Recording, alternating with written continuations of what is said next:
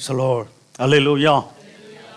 கர்த்தர் நல்லவர், அவர் கிருபை என்றும் உள்ளது. இந்த நாளில் ஆராதனைக்கு வந்திருக்கிறதான உங்கள் ஒவ்வொருவரையும் ஆண்டவரும் அருமையற்சருமாய் இயேசு கிறிஸ்துவின் இனிய நாமத்தினாலே வாழ்த்து வரவேற்கிறேன். இந்த நாளில் ஐயா கூட வந்திருக்காங்க, இடையில வர்றாங்க. நான் என் தம்பியை விசாரிக்க சொன்னேன், எங்கேருந்து வரீங்க ஐயா நீங்கள்? அந்த பின்னாடி சோத்திரம் இந்த மூணாவது லைனில் அந்த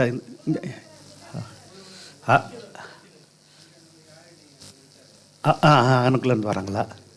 கடை வச்சிருக்கீங்களா? கர்த்தர் நல்லவர், உங்களை ஆசீர்வதிப்பார். உங்களை வரவேற்கிறோம். எங்களோடு கூட நீங்கள் ஆராதிக்க வந்ததற்காக கர்த்தர் ஸ்தோத்திரம் உண்டாகட்டும். எங்களோடு கூட ஆண்டவரை மகிமைப்படுத்த முடியாய், கர்த்தருடைய ஆசீர்வாதத்தை பெற்றுக்கொள்ள முடியாய் நீங்கள் வந்திருக்கிறபடினால் கர்த்தருக்குள்ளாக நாங்கள் சந்தோஷப்படுகிறோம். கர்த்தர் உங்களையும் உங்கள் குடும்பத்தையும் வந்திருக்கிறதான யாவருடைய குடும்பத்தையும் ஆசீர்வதிப்பாராக. ஆமென். ஹல்லேலூயா. கர்த்தர் ஸ்தோத்திரம் உண்ட இந்த நாளில் ஒரு தலைப்பில் நாம் கர்த்தருடைய வார்த்தையை தியானிக்க போகிறோம். தேவனாகிய கர்த்தரையே பின்பற்றுங்கள். ஹல்லேலூயா. நம்முடைய தேவனாகிய கர்த்தரையே நாம் பின்பற்றும்படியாக அப்படிப்பட்டதான அழைப்பை பெற்றிருக்கிறோம். அது பெரிய அழைப்பு. கர்த்தர் ஸ்தோத்திரம் உண்டாகட்டும். வேதம் சொல்லுகிறதல்லவா, கர்த்தரை தெய்வமாக கொண்டிருக்கிற ஜனம் பாக்கியம் உள்ளது. உண்மையாகவே இதை கொண்டிருக்கிறது எவ்வளோ பாக்கியம் என்பதை என்னுடைய 25 இருக்கிறேன். ஹல்லேலூயா. உண்மையாகவே நீங்களும் கூட சொல்ல முடியும், கர்த்தரை நான் தெய்வமாக கொண்டிருக்கிறபடினால் நான் பாக்கியமுள்ள ஜனம். ஹல்லேலூயா. என் குடும்பம், என் பிள்ளைகள், என் சந்ததிகள் பாக்கியமுள்ள சந்ததிகள். ஹல்லேலூயா. ஆமாம், உண்மையாகவே இதுதான் பெரிய பாக்கியம். ஸ்தோத்திரம். சரி, இந்த நாளிலே நம்ம வாசித்த கர்த்தர் 4ஆம் அதிகாரத்தில், மத்தேயு 4ஆம் அதிகாரம் 17 20 வசனத்தை வாசிக்கும்போது என் பின்னே வாருங்கள் என்று சொல்லி ஆண்டவர் அழைக்கிறதை பார்க்கிறோம். அவருடைய சீசர்களாய் அப்போஸ்தலர்களாய் சோதரம் இருக்க முடியாய், அவரோடு கூட ஊழியம் செய்ய முடியாய் கர்த்தர் அழைக்கிறதை பார்க்குறோம். விசேஷமாக இந்த அதிகாரம் ஆண்டவருடைய ஊழியத்தின் தொடக்கத்தில் நடக்கிற காரியங்களை சொல்லப்பட்டிருக்கிறது. சோத்திரம் ஊழிய ஆரம்பமே இந்த 4ஆம் அதிகாரத்திலிருந்து தான் வருகிறது பார்க்குறோம். அதுக்கு முன்னாடி கர்த்தர் சோத்திரம் உண்ட ஒரு சில சம்பவங்கள், அவருடைய பிறப்பு, ஆண்டவருடைய பிறப்பு, மற்ற காரியங்கள் சொல்லப்பட்டிருந்தாலும் கூட 30 சோத்ராவு அழைக்கப்பட்ட ஆண்டவர் 40 நாள்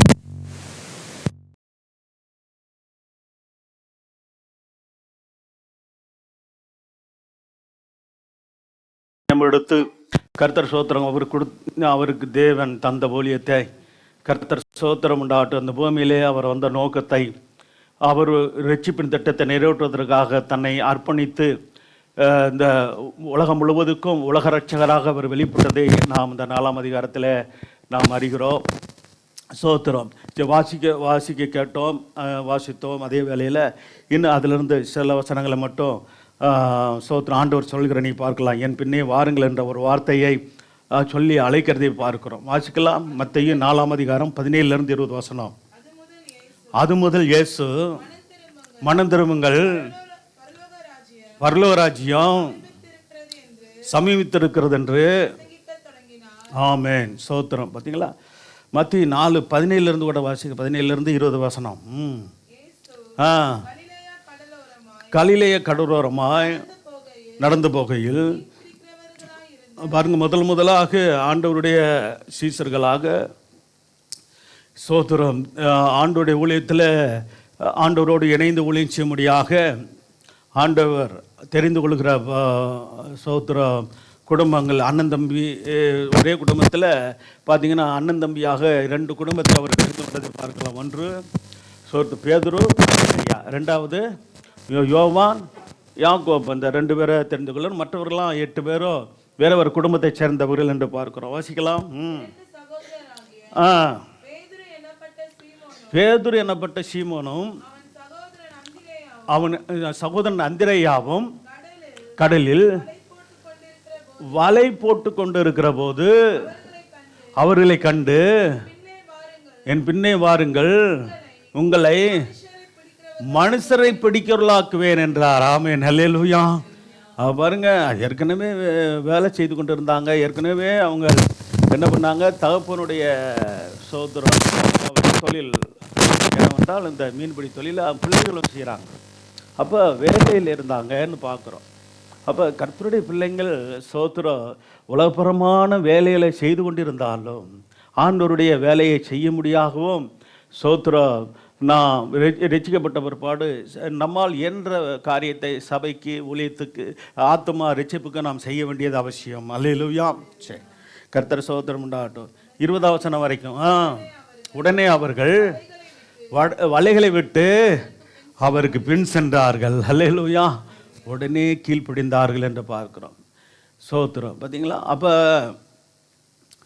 நல்ல ஒரு தீர்மானம் எடுத்ததையும் நீங்கள் பார்த்தீங்கன்னா அப்படி ஒப்பு கொடுத்து வந்து கர்த்தருடைய ஊழியத்தை ஆண்டவர் அழைக்கும் போது செய்யக்கூடியவர்கள் என்ன அழைப்போ அந்த அழைப்பில் நின்று செய்யும்போது அது ஆசீர்வாதமாக இருக்கும். அல்லேலூயா. கர்த்தர் சோத்திரம் உண்டாகட்டும். அப்படி அவர்கள் தெரிந்து கொள்ளப்பட்டவர்கள். சோத்திரம் அதாவது ரட்சிப்பு எல்லாருக்கும் பொதுவானது. கர்த்தர் சோத்திரம் உண்டாகட்டும். ஆண்டவர் அங்கே அழைக்கிறார் பார்த்தீங்களா?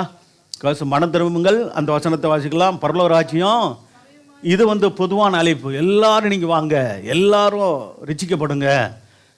சோத்திரம் இந்த சுவிசேஷத்தை கேட்கல எல்லாருக்கும் இது இது உங்களுக்கு அவசியமானது என்று சொல்கிறேன். மறுபடியும் வாசிக்கலாம் அந்த வசனத்தை. அது முதல் இயேசு பாருங்க என்ன செய்யணும்? மனம் திரும்புங்கள், இப்போ பரலோக ராஜ்யம் சமீபித்திருக்கிறது என்று பிரசங்கிக்க தொடங்கினார். சோத்திரம் இன்னைக்கு அதுதான் ஆண்டவர் சொன்ன அந்த காரியம்தான் இன்றைக்கி நம்ம சொல்கிறோம். மனம் திரும்புங்கள், பரலோக ராஜ்யம் சமீபித்திருக்கிறது என்று சொல்லி என்ன பண்ணணும்? நம்ம சுற்றி இருக்கிற ஜனங்களுக்கு நம்ம சொல்லணும். ஏன்னா நம்முடைய மனம் எங்கெங்கோ போயிருக்கிறது. நம்முடைய மனம் எங்கேயோ விருப்பங்கள் கொட்டியிருந்தது இல்லையா? நம்ம ரட்சிக்கப்படுறதுக்கு முன்பாக உலக வழிபாட்டில் அறியாமையில் பலவிதமான சோதர மூட நம்பிக்கைகள்லாம் இருந்தோம். எது எதெல்லாம் நம்ம சொல்ல வேண்டியதில்லை. சோத்திரம். ஏன்னா நம்ம எது எதெல்லாம் கேள்விப்பட்டோமோ எது எதெல்லாம் சொன்னாங்களோ அதெல்லாம் நம்ம என்ன பண்ணோம்? நம்பிக்கொண்டு இருந்தோம் நம்ம. சோத்திரம். ஆனால் வேதம் சொல்கிறது சோத்திரம் எப்படி தேவனை பின்பற்றணும் என்கிறதை நம்முடைய வேதம் நமக்கு கற்றுக் கொடுக்கிறது. ஹல்லேலூயா. சரி, அடுத்து ஒன்று. அப்போ கர்த்தர் பின்னே வரணும். கர்த்தரை பின்பற்ற வேண்டும் என்று சொன்னால் சோத்திரம் நாம் கர்த்தரை பின்பற்றுறது அதோடு கூட ஏன் கர்த்தரை பின்பற்ற வேண்டும், கர்த்தரை விட்டு பின்வாங்கி போனால் என்ன சம்பவிக்கும் என்ன அப்படின்றதெல்லாம் எச்சரிப்பான காரியங்களை நம்ம அறிந்து கொள்கிறது அவசியம். கர்த்தர் சோத்திரம் உண்டா. நம்ம ஆண்டவரை இந்த நாளில் வந்திருக்கிறதான நம்ம ஒவ்வொருவரும் அநேகர் ஆண்டவரை விசுவாசித்து ஏற்றுக்கொண்டு அவரை பின்பற்றி கொண்டு இருக்கிறவர்கள் தான். சோத்திரம். ஆனால் இந்த பின்பற்றுகிற நாமும் நம்முடைய பிள்ளைகளும் சந்ததிகளும் கடைசி வரைக்கும் அவருடைய வருகை பரியந்தோம் நாம் கர்த்தரை பின்பற்றுவர்களாக, கர்த்தரை மட்டுமே செவிக்கிறவர்களாக இருக்க வேண்டும். ஆமென். அல்லேலூயா. இதுதான் ஆண்டவருடைய பெரிய தீர்மானம், ஆண்டவருடைய பெரிய விருப்பம், ஆசை. கர்த்தர் சோத்திரம் உண்டாகட்டும். நம்மை குறித்ததான் அவருடைய சித்தம் என்று பார்க்கிறோம். 1 ராஜாக்கள் 18ஆம் அதிகாரம் 21 வசனத்தை வாசிங்க. எலியா சொல்லுகிறார் சோத்திரம் இந்த இஸ்ரவேல் ஜனங்களை பார்த்து சோத்திரம் நீங்கள் எந்த மட்டும் 2 நினைவுகளால் குந்தி நடப்பீர்கள். கர்த்தரை தெய்வமானால் அவரை பின்பற்றுங்கள், பாகால் தெய்வமானால் அவளை பின்பற்றுங்கள் என்றான். சோத்திரம். பார்த்தீங்களா? ஏன்னா சோத்திரம் ஜனங்கள் என்ன சொன்னாங்களா? ஒன்றுக்கு ஒன்றும் சொல்ல முடியலை. ஏன்னா அவங்க 2 நினைவுகளால் சோத்திரம் தடுமாற்றத்தில் இருந்தாங்க. ஏன்னா சோத்திரம் அவர்களுக்கு தெரியும் கர்த்தர் தான் தேவன், கர்த்தர் தான் பின்பற்றணும்னு தெரியும். ஆனால் மனுஷனுக்கு பயந்து, யாருக்கு பயந்து? ஆகாப்புக்கு பயந்து, எசபேலுக்கு பயந்து, அவன் மனைவியை எசபேலுக்கு பயந்து என்ன செய்கிறாங்க? எசபேல் யார்? ஒரு விக்கிராரணை செய்கிற ஒரு ராஜாவுடைய குமாரத்தி, பயங்கரமான வைராக்கியம் உள்ள பாகால் வணக்கம் செய்கிற ஒரு ஸ்திரீ என்று பார்க்குறோம். சோத்திரம். அப்போ தேவனுடைய தேசத்தில் தேவனுடைய ஜனங்கள் கர்த்தரை ஆராதிக்கிற ஜனங்களுக்கு சோத்திரம் ஆராதிக்கிற ஜனங்களை வழிவளைக்க பண்ணுறதுக்கு முக்கியமாக காரணமாக இருந்தது யார்? இந்த எசபேல்.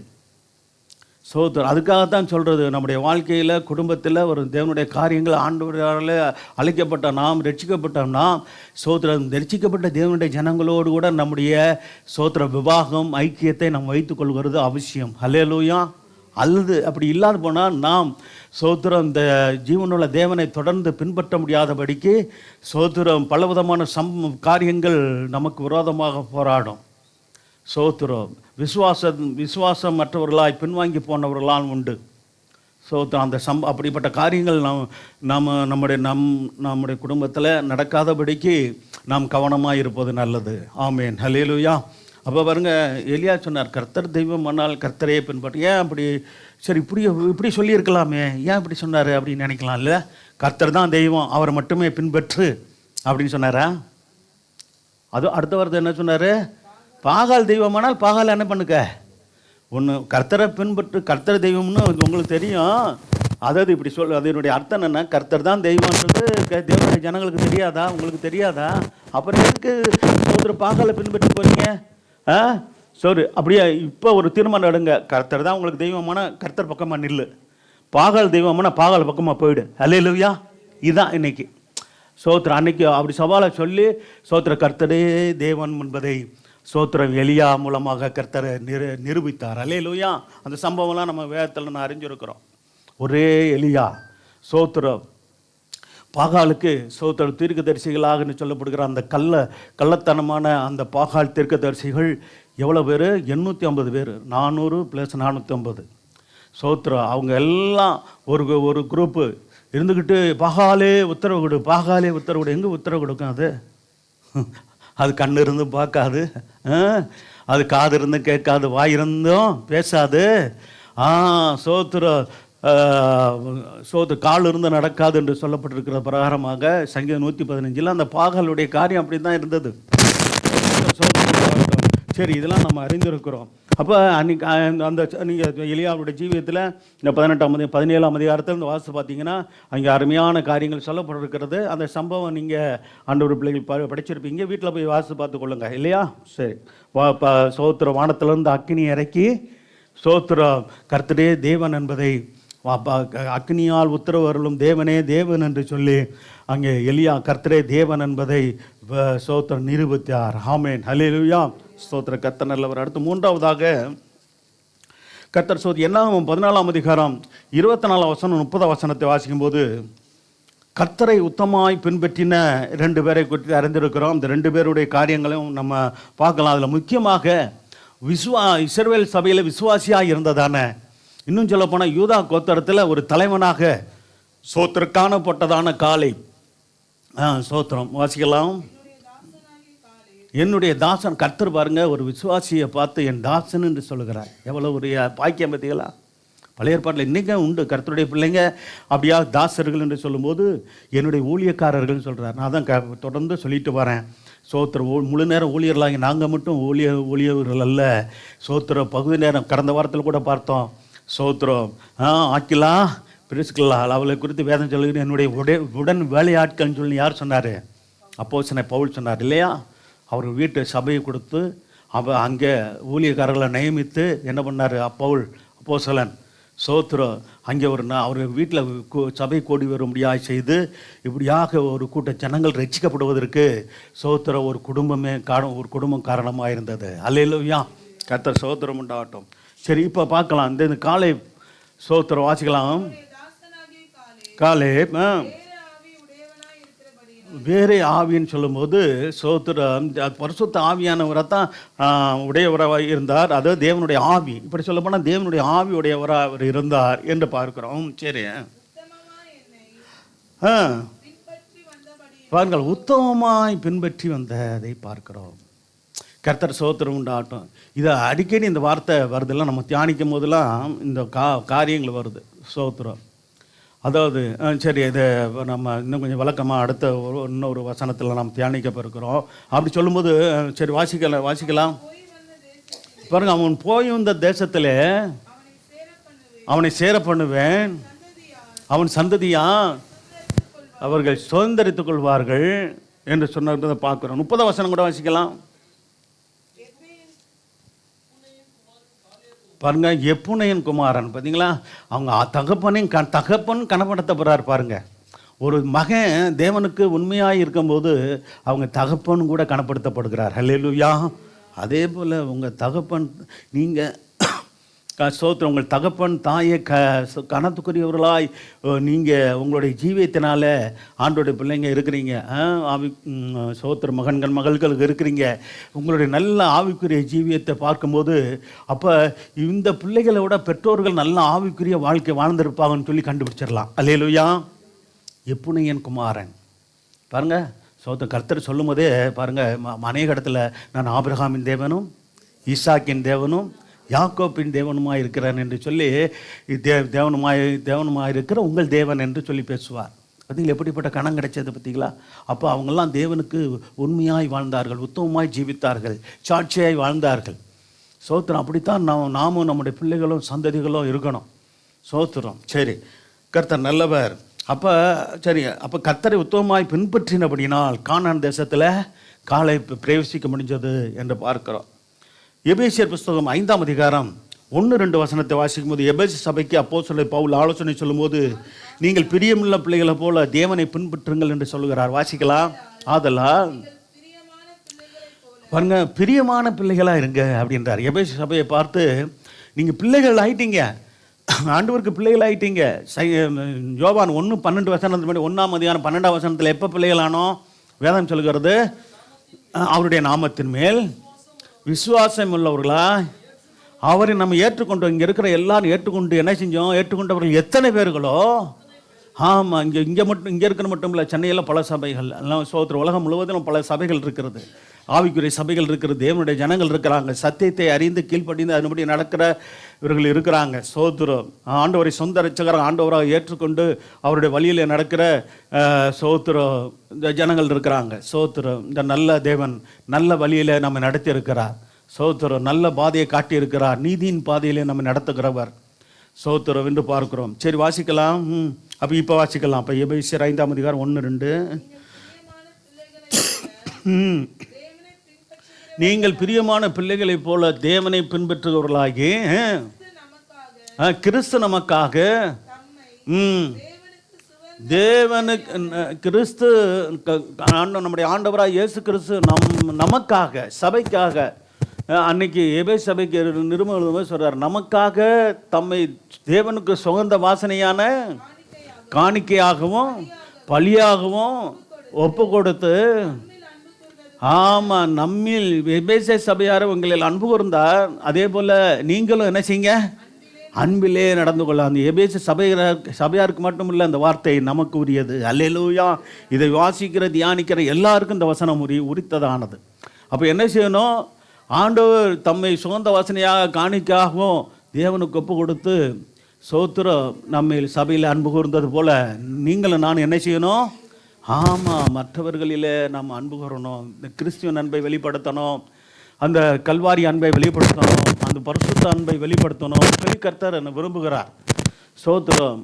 பாருங்க, அப்போ நம்ம உலகத்தாருக்கு நம்ம முன்மாதிரியாக வாழ்வதற்கு தேவ அன்பை நம்ம வெளிப்படுத்த வேண்டியது அவசியம். கர்த்தர் நம்மிலே சோத்திர கிறிஸ்துவை அவர்களை காணத்தக்கதாய் கர்த்தர் கிருபை செய்வாராக. அல்லேலூயா. அப்போ நம்ம இந்த தெய்வீக சுபாவங்கள் தான், தெய்வீக குணங்கள் தான் அவர்களை கிறிஸ்துவண்டையாக நடத்த முடியும்.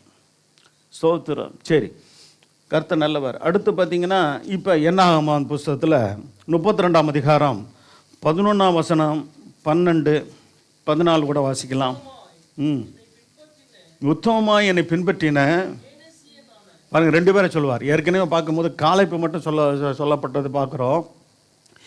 இங்கே கர்த்தர் சொல்கிறார், உத்தமமாக என்னை பின்பற்றின 2 பேர் சொல்கிறாரு. ஒன்று காலேப், எப்புனையின் குமாரனாகிய காலேப், நூனின் குமாரனாகிய யோசுவா. தெரியுதா? யோசுவா சோத்திர மோசைக்கு பிற்பாடு தொடர்ந்து அவருடைய ஊழியத்தை செய்த சபையின் மெய்ப்பனாக இருந்தவர்.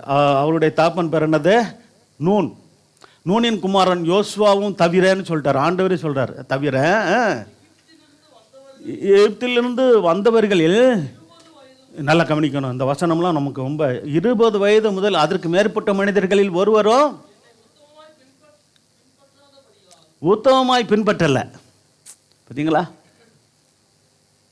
20 வயதுக்கு மேற்பட்டவர்னு சொல்கிறார். ஏன்னா 20 வயதுக்கு மேலே என்பது நல்லது கெட்டது என்ற நல்லத்தை எல்லாம் தெரிஞ்ச ஜனங்க இல்லையா? சோத்திரம். ஆமாம், உத்தமமாய் பின்பற்றாதபடியால் அவர்கள் நான் ஆபிரகாமுக்கும் ஈசாக்குக்கும் யாக்கோபுக்கும் ஆணையிட்டு கொடுத்த தேசத்தை காண்பதில் என்று ஆணையிட்டு இருக்கிறார். பார்த்தீங்களா இந்த சம்பவம் என்ன? அப்படி ஏற்கனவே நீங்கள் தெரிஞ்சிருப்பீங்க, ஞாபகப்படுத்தி சொல்கிறேன். அந்த சோத்திரம் எகிப்திலிருந்து புறப்பட்டு வந்த ஜனங்கள் தேவனாலே மோசையை கொண்டு வழி நடத்தி கர்த்தர் 10 வாதைகளை கொண்டு அற்புதமாக தேவன் கிரியில் நடப்பித்து பார்வனுடைய அந்த இருதயத்தை சோத்திர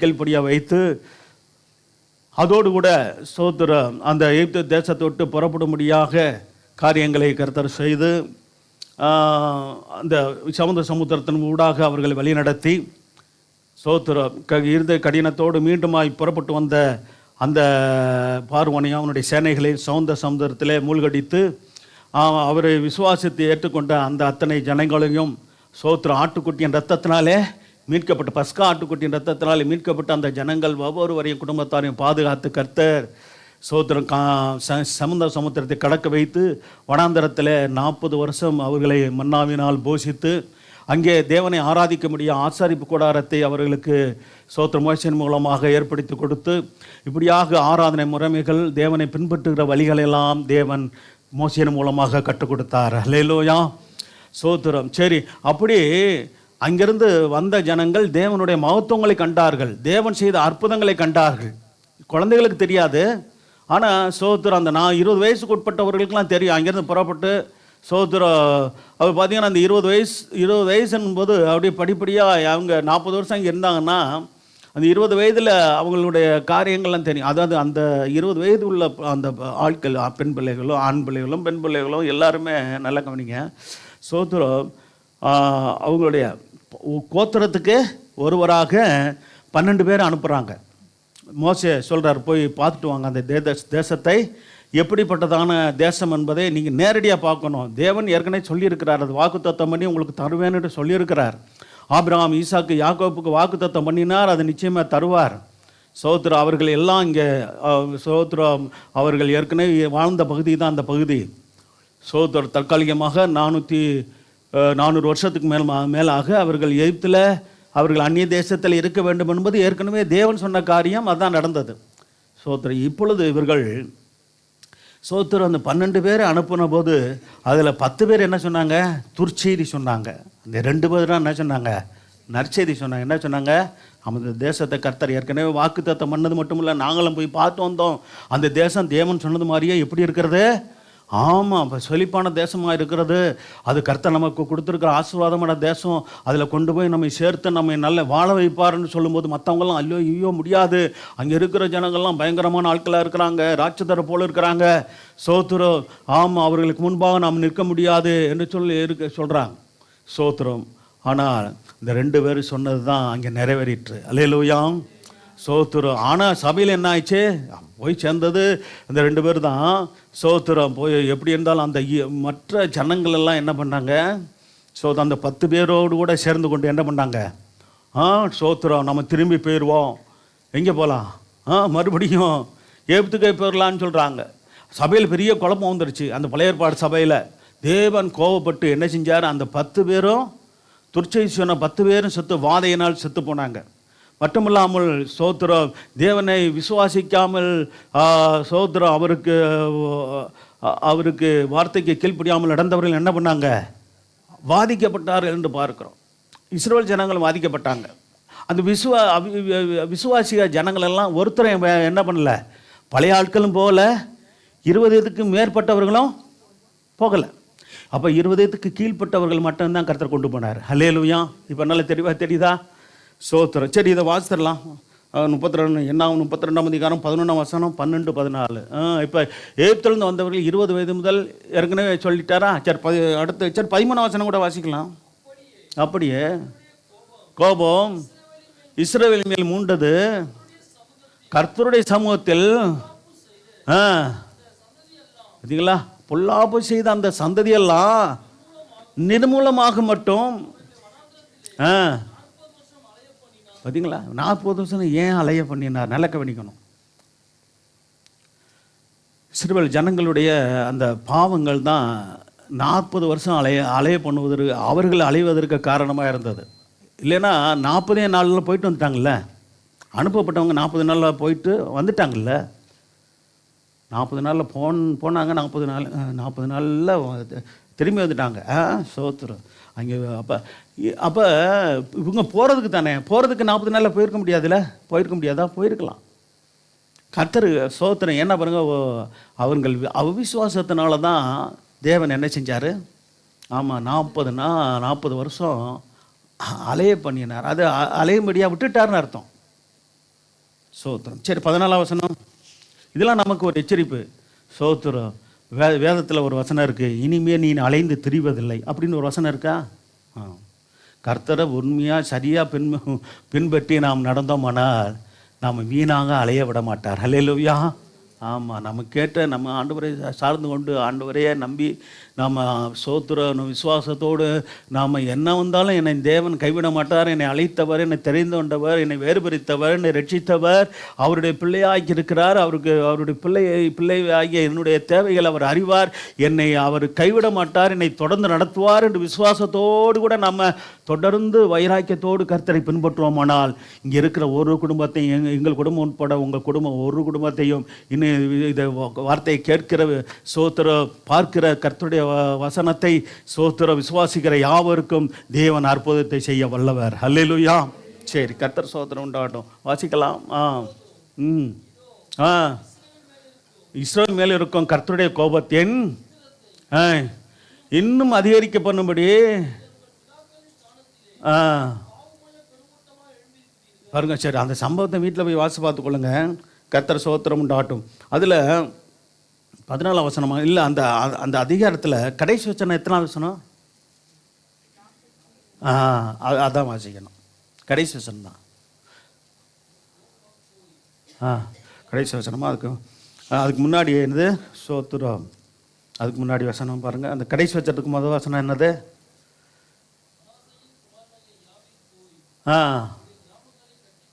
சரி, அப்போ சரி, அங்கே இந்த ஒரு வார்த்தை வருதா? சுதந்திரமாக எபிரோனை கொடுத்தார்னு இருக்குதா? எந்த வசனம்? எத்தனாவது வசனம்?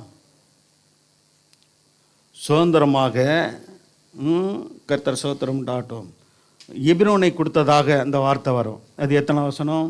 என்ன 32ஆம் அதிகாரத்தில் இருக்குதா? சோத்திரம்.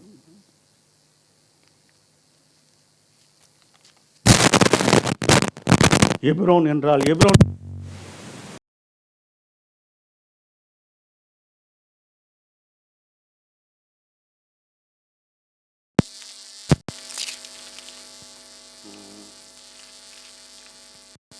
இல்லை இன்னொரு. சரி, கர்த்தர் சோத்திரம் உண்டாகட்டும்.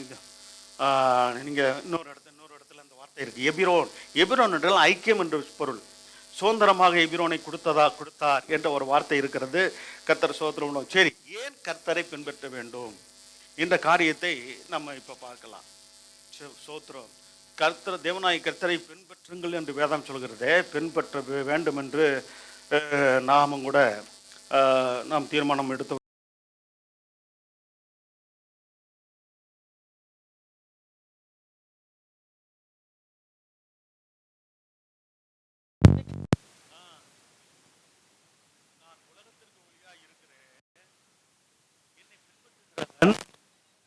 இருளிலே நடவாமல் ஜீவ ஒளியை. ஆமென். ஹல்லேலூயா. நல்ல ஸ்தோத்திரம். பாருங்க, அப்போ கர்த்தருக்கு மகிமை உண்டாகட்டும். ஆண்டவர் சொல்லும் போது இன்னும் மறுபடியும் வாசிக்கலாம். நல்ல ஒரு வார்த்தை, என்னை பின்பற்றுகிறவன் நான் உலகத்திற்கு ஒளியாய் இருக்கிறேன். ஆமாம், அப்போ ஆண்டவர் உலகத்திற்கு ஒளியாய் இருக்கிறார். இந்த உலகத்திற்கு ஒளியாய் வந்தார். உலகம் பாவ இருளிலே தவித்து கொண்டு இருக்கிறது, பாவ இருளிலே சிக்கி கொண்டிருக்கிறது. அப்போ இந்த பாவ இருளிலே சிக்கி கொண்டிருக்கிற ஜனங்களை மீட்க முடியாகவே அப்போ அந்தகாரத்தின் பிடியில், அப்போ பிசாசின் பிடியில், சோத்திர பலவிதமான மாயையில் ஜனங்கள் சிக்கி கொண்டு இருக்கிற ஜனங்கள் இருக்கிறாங்க உலகம் முழுவதிலும். கள்ளக்குறிச்சியில் பாருங்கள், சோத்திரம். ஆமாம், கள்ளச்சாராயத்தை குடிச்சுட்டு பாருங்கள், சோத்திரம். ஆம்பளையும் பொம்பளையெல்லாம் குடிச்சிருக்குதுங்க. ஆம்பளை ஒரு பொம்பளைங்களாம் 6-7 பேருக்கு ஒன்றுமே குடிச்சிருக்குதுங்க. அதுங்க செத்து போச்சு. அப்போ பாருங்கள், இன்றைக்கி பிசாசு பாருங்கள், குடி என்ற பாவம் எவ்வளோ பெரிய காரியங்களை செய்து பாருங்கள். சோத்திரம். அப்போ நல்லா கவனிங்க, இங்கே இந்த டாஸ்மாக் குடி வந்து கொஞ்சம் கொஞ்சமாக கொள்ளும். அந்த இந்த குடி என்ன என்ன செய்யும், உடனே காலி பண்ணிடும். ஒரு நாளைக்குள்ளே காலி பண்ணிடும். மெத்தனால் அது என்ன எதுக்கு சேர்க்குறானுங்க, நல்லா கவனிங்க. மெத்தனால் அதிகமாக அது சேர்க்குற காரணம் கிக்கு, அதாவது போதை ஓவராக இருக்குமா. அன்றைக்கி பிசாசுடைய காரியம் என்ன, ஜனங்களுக்குள்ளாக போதை, அதாவது அந்த மயக்கம். ஆமாம், அதிகமாக கொடுத்து இன்றைக்கி எல்லாத்தையும் மறக்க வைக்கிறது. குடும்பத்தை அந்த அடிமையானவங்க ஆளுங்கள்லாம் என்ன ஆகுறாங்க, ஒரு போதைக்கு அடிமையான எந்த ஆளும் பாருங்கள். குடி மட்டும் இல்லை, போதை. இன்றைக்கி நிறைய போதை வந்துடுச்சு. கஞ்சா, சோத்திரம், கஞ்சா சாக்லேட்டு, போதை சாக்லேட்டுன்றான், சோத்திரம் ப்ரௌன் சுகருன்றான், சோத்திரம் கெட்டமேன், என்னென்னோ பேர் வச்சுருக்கிறான். சோத்திரம் குட்கா, பாருங்க ஹான்ஸு, என்னென்னமோ இருக்குது இல்லையா. சிகரெட்டு முதற்கொண்டு எடுத்தவங்களுக்கு போதை வச்சு தான் அது. சோத்திரம் பெரும்பாலும் ஆண்களை கெடுக்கிற மணி காரியங்கள் நிறையா உண்டு. இதில் பாருங்கள் காலப்போக்கில் சோத்திரம் ஒரு காலத்துலலாம் பெண்கள் தொடைய மாட்டாங்க இல்லையா. ஆண்கள் அந்த குடி பழக்கம் கொஞ்சம் இருந்தாலும் சிலருக்கு இருந்தாலும் கூட சோத்திர பெண்கள் ஆமாம் ஏற்றுக்கொள்ள மாட்டாங்க. வீட்டில் வச்சே சில பேர் குடிக்க, சில புத்தி இல்லாத ஆளுக்கள் என்ன ஃப்ரெண்ட்ஸ் எல்லாம் கூட்டு வந்து வீட்டில் வச்சு என்ன பண்ணுறது, பார்ட்டி வைக்கிறது. இதெல்லாம் குடும்பத்தை கெடுத்து நாசம் பண்ணுற காரியங்கள்.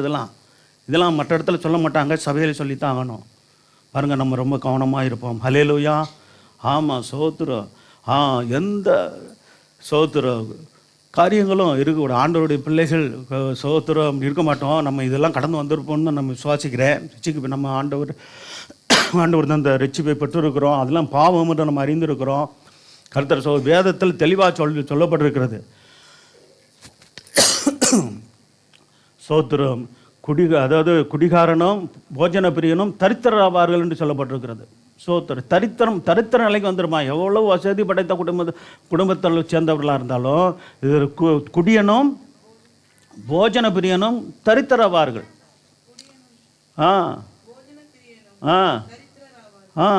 இன்னும் இது மட்டுமா இருக்குது, பழைய ஏற்பாட்டிலையும் புதிய ஏற்பாட்டிலையும். சோத்திரம் நல்லா கவனிங்க.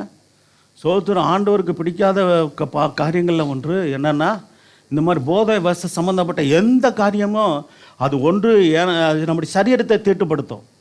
நல்லா கவனிங்க. வேதம் சொல்கிறது நம்முடைய சரீரம் தேவன் தங்கும் ஆலயம். ஆமென், ஹல்லேலூயா. இதை தீட்டுப்படுத்துறதுக்கு ஒருவரும் நினைக்கக்கூடாது. இது காலப்போக்கில் சோத்திரம் நவநாகரிக உலகம் என்று சொல்லுகிற அந்த உலகத்தில் பாருங்கள். ஆமாம், சோத்திரம் டைம் பாஸு, இப்போ சோத்திரம் ஜாலியாக இருப்போம், சோத்திரம் மகிழ்ச்சியாக இருப்போம்னு சொல்லி இன்றைக்கி என்ன பண்ணுறாங்க, பாவ சிற்றின்பத்தில் சிக்கி சமுதாயம் சீரழிந்து கொண்டு இருக்கிற பாருங்கள். இந்த சம்பவம் நடந்ததுலேருந்து ஒரே இதே பேச்சாக தான் இருக்குது இல்லைங்களா. நீசும் பேச்சும் சோத்திரம். அது பாருங்கள், ஒரு கூட்டம் சொல்லுது சோத்திரம் அவன் பாவம் பிள்ளைகளை விட்டு இறந்து போயிட்டாங்க. சோத்திரம் அரசாங்கம் 10 லட்சம் கொடுத்துருக்குது, அந்த வச்சு அந்த பிள்ளைங்க நல்லா இருக்கட்டும். என் தாய் தகப்பெல்லாம் சில பேர் இறந்து போயிருக்கிறாங்க சேர்ந்து. ஆமாம், சோத்திரம். ஒரு அம்மா எனக்கு இந்த பாருங்கள், அதில் நான் பார்த்தேன். ஒருத்தர் இப்படி சொல்கிறாங்க, இன்னொருத்தர் எப்படி சொல்கிறாங்கன்னா, சோத்திர புருஷன் சோத்திரம் சீரியஸாக இருக்கிறாரு. சோத்திரம் புருஷனை பயன்படுத்துறதுக்காக என்ன பண்ணிச்சான், இவர் வாங்கிட்டு வந்த ரெண்டு பாக்கெட்டில் ஒன்று குடிச்சிட்டு ஒன்று வச்சுருந்தாரான். சோத்திரம் அந்த இது சாராய பாக்கெட்டு, அது சோத்திரம் பிளாஸ்டிக் இதெல்லாம் கட்டி வைக்கிறாங்க, அந்த கள்ளச்சாராயம்லாம். சோத்திரம் அப்போ இனிமேல் நானும் குடிச்சு செத்துட்டு போயிடுவான்னு மிரட்டுறதுக்காண்டி குடிச்சிச்சான். இன்னொன்று அவங்க மகன் என்ன சொல்லுதுன்னா, தாய் தாப்புன்னு 2 பேரும் செத்து போனாங்க.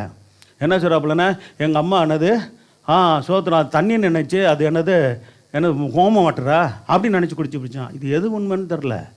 எதை குச்சி குடித்தாலும் செத்து போயாச்சுல, தாமனும் செத்து போயாச்சு, தாயும் செத்து போச்சு, அனாதையாக போச்சா, 3 பிள்ளைங்க. இதெல்லாம் கொஞ்சம் கூட இது பிசாசு பண்ணுற காரியம். இதெல்லாம் சோத்திரம், அதாவது பாவ இச்சைகளை தூண்டி அதற்கு அடிமையாகிறாங்க. குடி என்பது சோத்திரம், போதை என்பது போதைக்கு அடிமையானவர்கள் சோத்திரம் குடும்பத்தை நடத்தவும் முடியாது. நல்ல சோத்திரம் அந்த பிள்ளைகளை எதிர்காலத்தில் நல்லபடியாக வளர்க்க முடியாதுங்க. அந்த பிள்ளை சோத்திரம் அதெல்லாம் சுயநலம். அப்படி அதுக்கு அடிமைப்பட்டவங்களை நீங்கள் பாருங்கள், குடும்பத்தை ஒழுங்காக பார்க்க மாட்டாங்க. சோத்திரம் பிள்ளைகளை ஒழுங்காக படிக்க வைக்க மாட்டாங்க, பிள்ளைகளுக்கு நல்ல உணவு கொடுக்க மாட்டாங்க, சுயநலமாக இருப்பாங்க. பார்த்தீங்களா அப்படிப்பட்ட ஆளுகள்லாம்.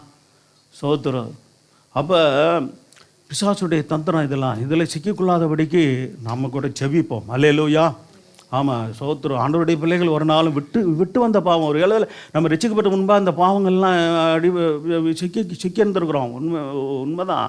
ஆனால் மறுபடியும் சிக்கக்கூடாதபடிக்கு கவனமாக இருக்கணும். அதற்கு இப்போ சகோதரிமார்கள் இவங்க கணவருக்காக ஜெபம் பண்ணுங்க, சிக்கிக்கொள்ளக்கூடாது என்பதற்காக. எந்த விதமான சின்ன காரியம், ஏன்னா வீட்டை விட்டு வெளியே போகிறாங்க, வீட்டில் வந்தாங்கன்னா அவங்க செய்கிற அவங்களுக்கு காரியங்கள் தெரியும்.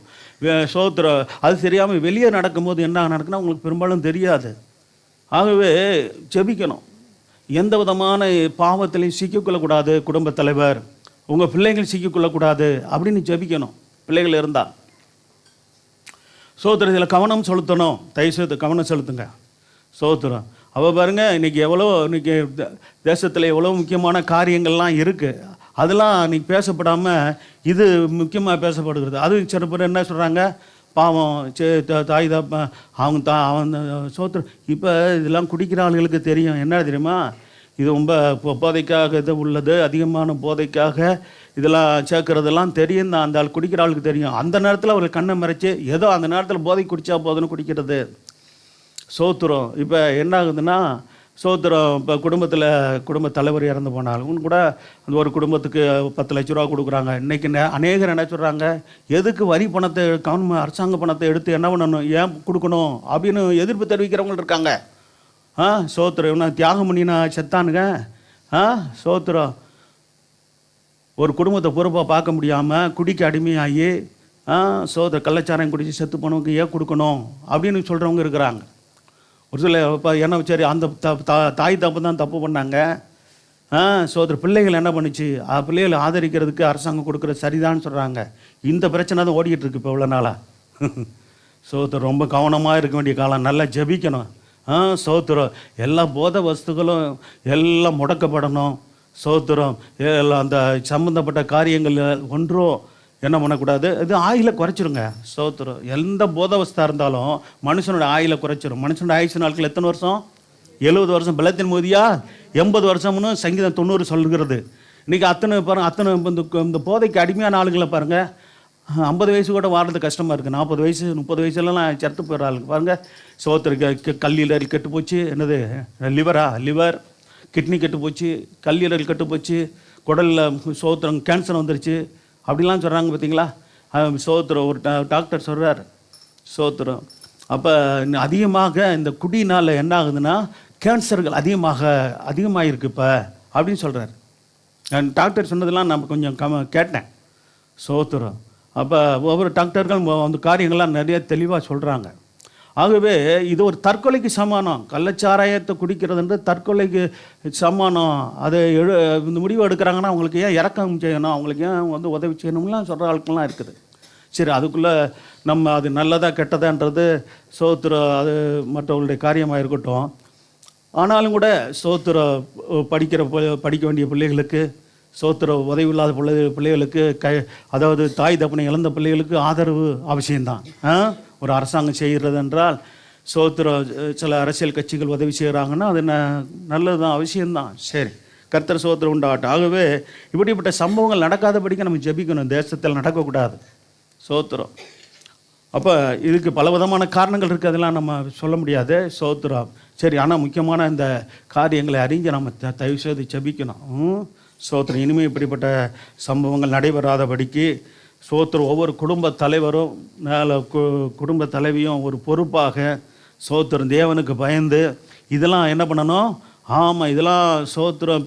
பிசாசின் வேதத்தில் ஒரு வசனம் இருக்குது பார்த்தீங்களா, பிசாசின் கிரியில் அழிக்க முடிக்கே தேவகுமாரனாய கர்த்தராகிய இயேசு வெளிப்பட்டார். ஹல்லேலூயா.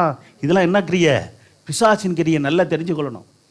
இந்த போத வஸ்துக்கள்லாம் சோத்திரம் அதிகமாக எந்த தேசத்தில் அதிகமாக புழக்கம் இருக்குதோ அந்த தேசம் கொலம்பியா. நீங்கள் பார்த்தீங்கன்னா தென் அமெரிக்காவில் கொலம்பியா என்ற தேசம்லாம் ரொம்ப மோசமான நிலைமைக்கு போயிடுச்சு. எல்லாம் போதை உற்பத்தி ஆகிற இடம். அதே மாதிரி இந்த பாகிஸ்தான்லாம் பார்த்திங்கன்னா போதை உற்பத்தி ஆகிற இடம். அந்த தேசம்லாம் பாருங்கள் நல்லா இல்லை. சோத்திரம். நம்முடைய தேசத்தில் அங்கேருந்து கடத்தி கொண்டு வந்து எப்படி இந்தியாவில் வந்து சோத்திரம் அப்படி பல விதத்தில் வேறு இந்த சோத்திரம் ஸ்ரீலங்கா இந்த மாதிரிலாம் போய் பல மாநிலங்களுக்கு போகுது. ஆப்கானிஸ்தான், பாகிஸ்தான், இது இப்படி பதிலிருந்து வந்து இந்தியாவில் வந்து சோத்திரம் குஜராத் வழியாக தான் வருதுன்னு அதிகமாக சொல்கிறாங்க. ஏன்னா அதுதான் கடல் பாதை. அங்கிட்டு வந்து அப்படி பரவலாக அப்படி போய் இப்படி நிறையா பாருங்கள், இந்தியாவில் பல பகுதிக்கு பல போதை வஸ்துகள் போகுது. சோத்திரம் அப்போ கணக்கில் அடங்காத சோத்திரம், குறிப்பாக வாலிப பிள்ளைகளை, இளைஞர்களை, குடும்ப தலைவர்களை சோத்திரம் அவர்களுக்கு குறி வைத்து இந்த மாதிரி காரியங்கள்லாம் அதிகமாக அந்த வியாபாரத்தெல்லாம் செய்கிறாங்க. சரி, இந்த மாதிரி காரியங்களிலிருந்து இதில் அடிமைப்பட்டவர்களாம் மனம் திரும்பவும், இப்படி குடும்பத்தை பாழாக்கிற இப்படிப்பட்டதான எல்லா போத வஸ்துகளுக்கு அடிமையாக இருக்கிற ஜனங்களெல்லாம் மனம் திரும்பி ரட்சிக்கப்பட கர்த்தர் கிருபை செய்வாராக. ஆமென், ஹல்லேலூயா. சரி, கர்த்தர் ஸ்தோத்திரம் உண்டாகட்டும். அப்போ அதை பாருங்க, அந்த வசனம் எப்படி சொல்லி, ஜனங்களை நான் உலகத்திற்கு ஒளியாக இருக்கிறேன், என்னை பின்பற்றுகிறவன் இருளில் நடவாமல் என்று சொன்னால் பாவத்தில் நடவாமல்னு அர்த்தம்.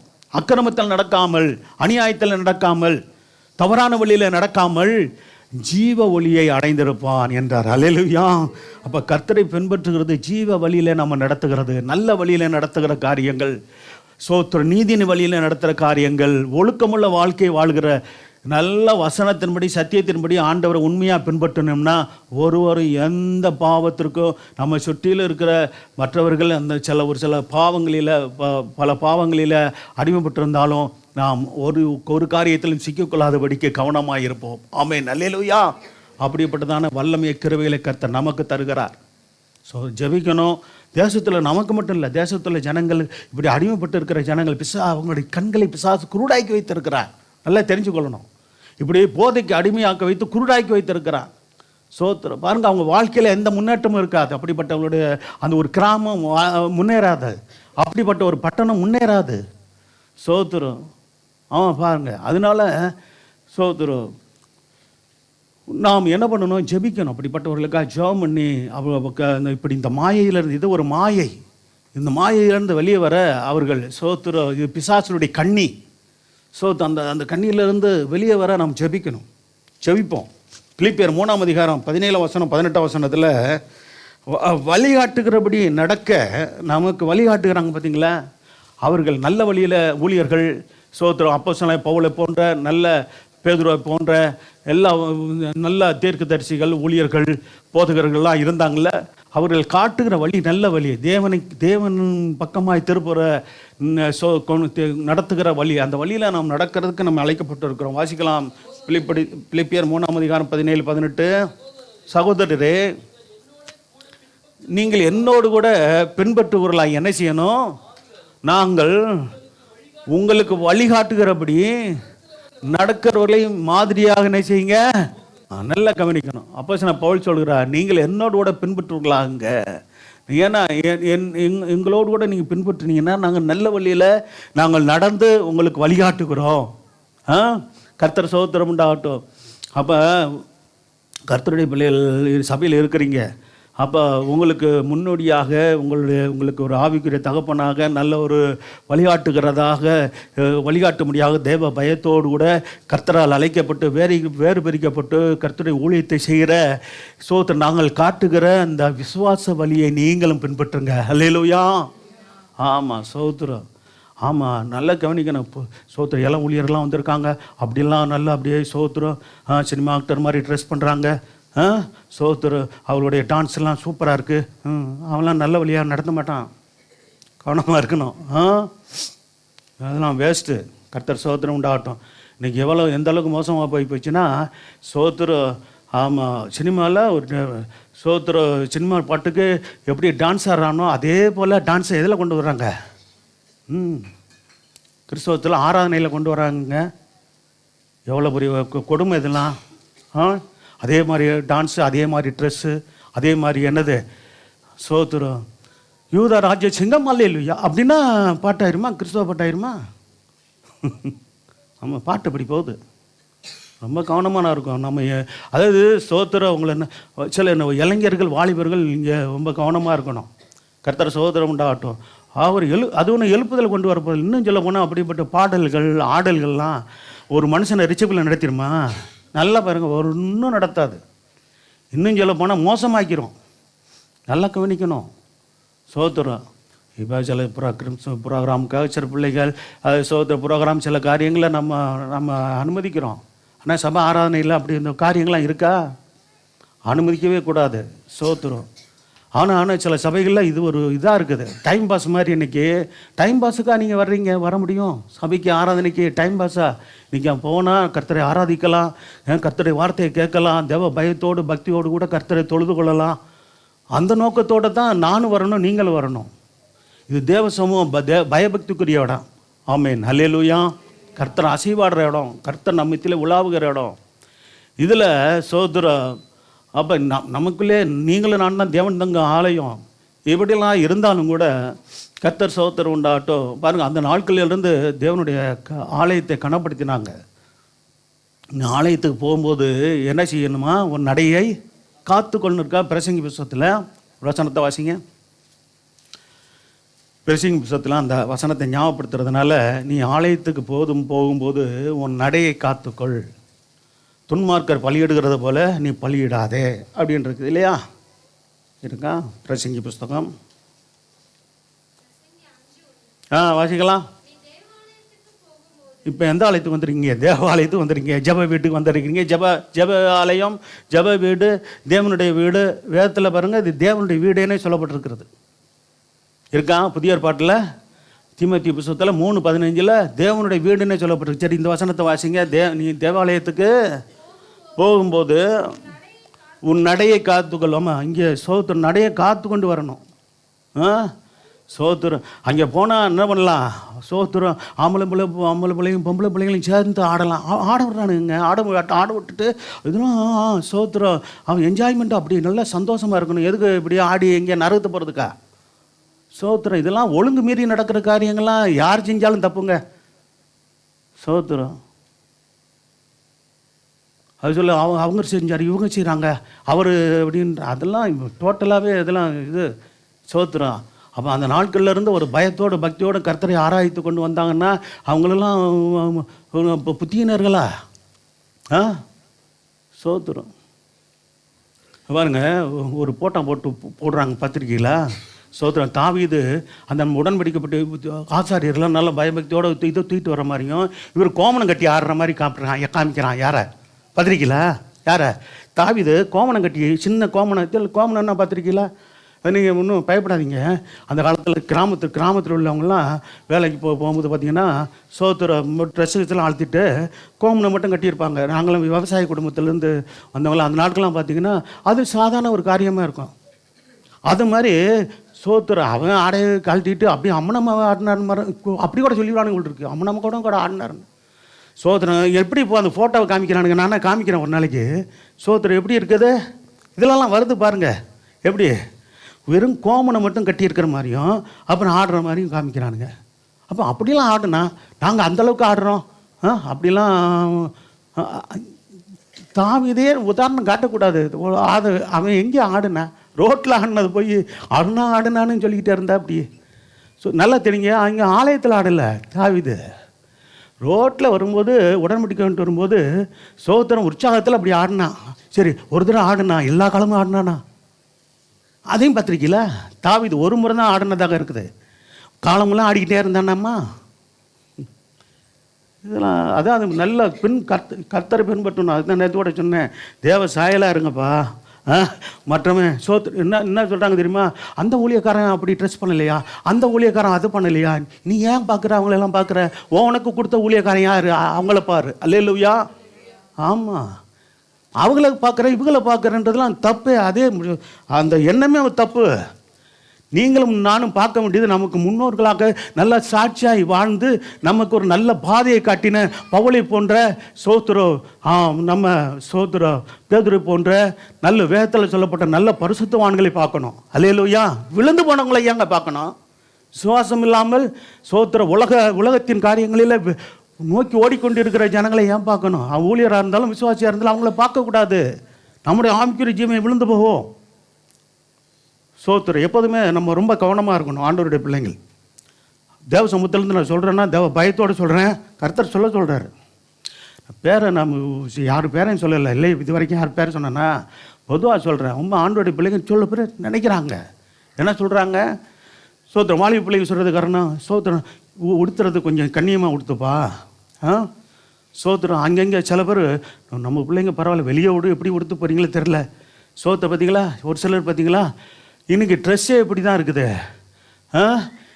சோத்திரம். கிழிஞ்ச ட்ரெஸ்ஸு போட்டு வர்ற மாதிரி பார்த்தா அது கிழிஞ்ச ட்ரெஸ் இல்லை, அது மாடலாம். என்னது அங்கங்கே கிழிச்சு விட்டு சோத்திரம், அது மாடல்ன்றான். சோத்திரம். ஆமாம், முழங்காலத்தை கிழிஞ்சு பாருங்க, புது புது ட்ரெஸ்ஸு, அதான் இதாங்க மாடல்னு சொல்கிறான். இதாங்க லேட்டஸ்ட் மாடல்ன்றான். காஸ்ட்லி, அது வேறு காஸ்ட்லி வேறு. பார்த்தீங்களா எங்கே கொடுமையை சொல்கிறது. சோத்திரம். நமக்கெல்லாம் ஒரு கொஞ்சம் கிழிஞ்சிருந்துச்சு, அந்த ட்ரெஸ்ஸை போட்டு தச்சு கிச்சு போட்டு எடுத்து வரக்குன்னு தோணுது. இவன் வேணும்னே கிழிச்சது இப்போ கிழிச்சு தொங்க விட்டுருக்குறான், அது நியூ மாடல்னு. அதை எடுத்து மாட்டிட்டு அதுவும் கண்ட இடத்துல எங்கெங்கே கிளியாமல் கிழிக்கக்கூடாத இடமா இருக்கோ அங்கெல்லாம் கிழிஞ்சிருக்கு. சோத்திரம். முன்னாடிலாம் தேவையில்லாத இடத்துலாம் கிழிச்சிட்டு இருக்கு. அங்கே எங்கேன்னு சொல்ல வேண்டியதில்லை. அதுவும் கரெக்டாக ஃபேஷன் சொல்கிறான். உள்ளாடை தெரியற முடியா இப்படி சொல்ல போனால் என்ன சொல்கிறது. ஆமாம், அதுக்கு மேலே சொன்னோம்னா கொஞ்சம் இதாக இருக்கும். அப்படிலாம் போட்டு வந்தால் ஆமாம், ஆம்பளைங்களும் பொம்பளைங்களும் இப்போ வெளிநாட்டு இதெல்லாம் நீங்கள் பார்க்காதீங்க. பெண்களுடைய ட்ரெஸ்ஸு, அதான் நேற்று கூட சொன்னேன், ஆண்கள் ட்ரெஸ்ஸை பெண்கள் போடாதீங்க, பெண்கள் ட்ரெஸ்ஸு ஆண்கள் போடாதீங்கன்னு வேதமே சொல்லுது. அது எல்லா காலத்துக்குரிய சத்தியம்தான். சொரபணிகள் நம்ம கண்ணியமாக இந்த இப்படி சத்தியத்தெல்லாம் கேட்கறதுனால கண்ணியமாக உடுத்துறீங்க. சரி, சபைக்கு வரும்போது இப்படி வர்றீங்க, வெளியே போகும்போது இப்படி போகிறீங்கன்னு எங்களுக்கு தெரியாது. எப்போதுமே இப்படியே இருந்தீங்கன்னா கர்த்தர் பிரியப்படுவார். அல்லேலூயா. நல்ல நல்ல நல்ல நல்ல கலரான உடுத்து, உங்களுக்கு பிரியப்பட்ட கலரில் போடுங்க, ஒன்றும் தப்பே இல்லை. சோத்திரம். நாங்கள் எதுவும் கண்டிஷன் படுத்துகிறோமா வெள்ளை உடை தான் உடுத்தணும்னு அப்படின்னு இல்லை. எங்களுக்கு பிடிச்சிருக்கு, உங்களுக்கு ஆண்டவர் பிடிச்ச பிள்ளைங்க போட்டிருக்கீங்க, ரைட்டு. இல்லை கலர் தான் உடுத்தணும், உடுத்துக்குங்க. ஆனால் கண்ணியமாக. சோத்திரம். நான் ஆண்டவருடைய பிள்ளைகள் பயபக்திக்குரிய பிள்ளைகள் என்பதை வெளிப்படுத்தணும். அல்லேலூயா. வேதம் சொல்கிற தகுதியான வஸ்திரத்தினாலே தங்களை அலங்கரித்து கொள்ளணும் அப்படின்னு இருக்கிறது. தகுதியான வஸ்திரம். சோத்திரம். சரி, அதுக்குள்ளே நான் அதிகமாக போவேன்னா சரி, இப்படிலாம் இருக்குது பாருங்கள். ஏன்னா இதெல்லாம் நம்ம இப்படிப்பட்ட நம்ம காத்துக்கொள்ளாத பட்சத்தில் பின்வாங்கி போயிடுவோம். உலகத்தை பார்த்தோம்னா சோத்திரம், மற்றவர்களை நீங்கள் பார்த்தா பின்வாங்கி போயிடுவீங்க. நீங்கள் பார்க்க வேண்டியது நல்ல ஊழியர்களா, பவுலை போன்ற நல்ல ஊழியர்களா. அவர் சொல்கிறார் பார்த்தீங்களா. ஸோ இப்போ பாருங்க, தேவாலயத்துக்கு போகும்போது உன் நடையை காத்துக்கொள், மூடர் பலியிடுகிறது போல். இன்றைக்கி பலியிடுகிறது என்னது? இன்றைக்கி சோத்திரம், நாம் அந்த துதி சோத்திரம் பாடல் ஆராதனை ஜபங்கள் எல்லாம் இன்றைக்கி கர்த்தருக்கு செலுத்துகிற பலிகள். அல்லேலூயா. இன்றைக்கி நம்ம மிருக பலி எதுவும் செலுத்த வேண்டியதில்லை. ஆடு மாடு புறா குஞ்சுகளை பழைய ஏற்பாடு காலத்தில் அவங்க பலி செலுத்துகிறாங்க. இன்றைக்கி அதை செலுத்துகிறோமா? இல்லை. ஆண்டவராக இயேசு கிறிஸ்து கல்வாரி சிலுவைக்கு போன பிற்பாடு புதிய ஏற்பாடு சபையானது. சோத்திரம். அவரே நமக்காக ஜீவ பலியானதுனால கர்த்தர் சோத்திரம் உண்டாகட்டும், நாம் ஒரு பலியும் செலுத்த வேண்டியதில்லை. அப்போ கர்த்தர் சோத்திரம் உண்டா. மூடர் பலியிடுவது போல பலியிடுவதை பார்க்கலோ. என்ன செய்யணுமா? செவி கொடுக்க சேருவதை நலம். சத்தியத்தை பேசும்போது இதை செவி கொடுத்து அதற்கு நீங்கள் ஒப்பு கொடுக்கறதா நல்லதுன்னு சொல்லப்பட்டிருக்கிறது. தாங்கள் செய்கிறது தீமை என்று அந்த மூடர்கள் அறியாது இருக்கிறார்கள். பாருங்களேன், சோத்திரம். தாங்கள் செய்கிறது நல்லது. அநேகர வாலிபர்களை தவறான வழியில் நடத்துகிற காரியங்கள். சோத்திரம். அப்போ பாருங்கள், சோத்திரம். பல சபையில் ஏன் ஊழியர்கள் சொல்கிறாங்கன்னு தெரியுங்களா? அப்போ சபையில் பல வாலிபர்கள் இருக்கிறாங்க. அவர்கள் என்ன பண்ணுறாங்க? சோத்திரம். டோட்டலாக எப்படி என்ன சொல்கிறாங்கன்னா, அவங்க ஊழியர் இல்லையா? சோத்திரம். அவங்க அப்படி ட்ரெஸ் பண்ணியிருக்காங்க, அவங்க அப்படி மாதிரி இந்த மாதிரி டான்ஸ் இதெல்லாம் அப்படி போட்டு இப்படி எல்லாம் பண்ணுறாங்க. ஏன் இது நான் இப்போ என்னங்கள் வந்துடுதுன்னா, சபைக்குள்ளே இந்த மாதிரி ஆராதனை வச்சானே, டான்ஸ் ஆராதனை இங்கெல்லாம் விட மாட்டோம். அல்லேலூயா. ஆமாம், சோத்திரம். அப்படி ஆட முடியும்னா என்ன பண்ணிடணும்? பாத்ரூமில் போயிட்டு கதை சாத்திட்டு ஆடிட்டு கிடங்கணும். அப்போ ஆட பூட்டிய முழுங்க அங்கே ஆடிக்கிட்டு போகணும், ஒன்றும் பிரச்சனை இல்லை. சோத்திரம். எங்கே ஆடக்கூடாது? ஆமாம், சர்ச்சுக்கு கூட பாத்ரூம் இருக்குது, அங்கே போய் ஆடிக்கிட்டு இருக்கக்கூடாது. ஆமாம், எங்கேயும் ஆட்ட. ஆமாம், சோத்திரம். இந்த ஆடுறதெல்லாம் ஓஞ்சி போயிடும். அல்லேலூயா. வசனம் மட்டும் தாங்க நிற்கும், சத்தியம் மட்டும் தான் கடைசி வரைக்கும் நிற்கும். ஆட்டம் பாட்டம் கொண்டாட்டம்லாம் சோத்திரம் ஒரு லிமிட்டுக்கு மேலே போச்சுன்னா சோத்திரம் ஆபத்து. சோத்திரம். ஆமாம், இதெல்லாம் கெட்ட பழமைவாதிகள் என்னது இப்படியெல்லாம் நினைக்கக்கூடாது. நாங்களாம் நியூ ஜெனரேஷன் இப்படி தான் இருப்போம். எங்கே போகிறதுக்கு? பரலோகம் போகணுமா நரகம் போகணுமா? இதை நம்ம தீர்மானிக்கணும்ல. சபைக்கு ஏன் கர்த்தர் கொண்டு வர்றாரு? நல்ல சத்தியத்தை கேட்டு சத்தியத்தின் பாதையில் நடக்கிறதுக்கு தானே. தவறான வழியில் போகிறதுக்கா சபை இருக்குது? சரி, கர்த்தர் சோத்திரம் உண்டாகட்டும். சரி, நிறைய வசனங்கள் இருக்குது சொல்லக்கூடிய வசனங்கள். சோத்திரம் யாரையும் நம்ம இது பண்ணுறதுக்கு இல்லை. ஆனால் பார்க்கணும், சோத்திரம் தவறான வழியை காமிக்கிறதுக்கெல்லாம் ஊழியக்காரன் சரியான வழியை சோத்திரம் நல்ல விதத்தில் சத்தியத்தை அன்றைக்கி நல்லா பாருங்கள். இப்படிப்பட்ட ஆளுகள் சத்தியத்தை ஒழுங்காக பேசுறதில்ல, சத்தியத்தை பேசுறது இல்லை, பைபிளை எடுத்து பேசுறது இல்லைங்க. சோத்திரம் ஆமாம், வேறு அவங்களுடைய நோக்கம் பூரா சோத்திரம் வேறு விதமான போகுது. எப்படி நல்லா இது காமிச்சு சோத்திரம் தவறான வழியில் நடக்க, அவங்கக்கிட்ட பணம் சேகரிக்க, வசதியாக வாழ, சோத்திரம் இப்படிலாம் அந்த கான்சென்ட் பண்ணுறேன், இது பண்ணுறேன், அதை பண்ணுறேன்ட்டு அப்படி சபையில் இருக்கிற எல்லா வழி பண்ணிக்கு தான் இன்றைக்கி மொபைல் இருக்கிறதுனால இப்படி பல பேருடைய காரியங்கள் தெரியுதா. எங்கேயாவது கூப்பிடுறது சபைக்கு தெரியாமலே இந்த பிள்ளைங்க என்ன பண்ணுறது, நல்லா கவனிங்க. சபைக்கு தெரியாமலே என்ன பண்ணுவாங்க தெரியுமா சில பிள்ளைங்க? ஆமாம், அப்படி இடத்துல கான்டாக்ட் பண்ணி போயிட்டு வருவாங்க. சோத்திரம் பாருங்கள். அப்போ இதெல்லாம் எல்லாமே தவறான காரியங்கள், இதெல்லாம் ஒழுங்கீனமான காரியங்கள். இப்போ நம்மலாம் ஒரு சில நல்ல முக்கியமான ஒரு நல்ல மீட்டிங்கில் நாங்களே அனுப்புகிறோம், இதுக்கு போங்கன்னு சொல்கிறோம். சரி, கர்த்தர் சோத்திரம் உண்டாகட்டும். சரி, 2 தெசலோனிக்கர் 3ஆம் அதிகாரம் 7ஆம் வசனம் 8ஆம் வசனத்தை வாசிங்க.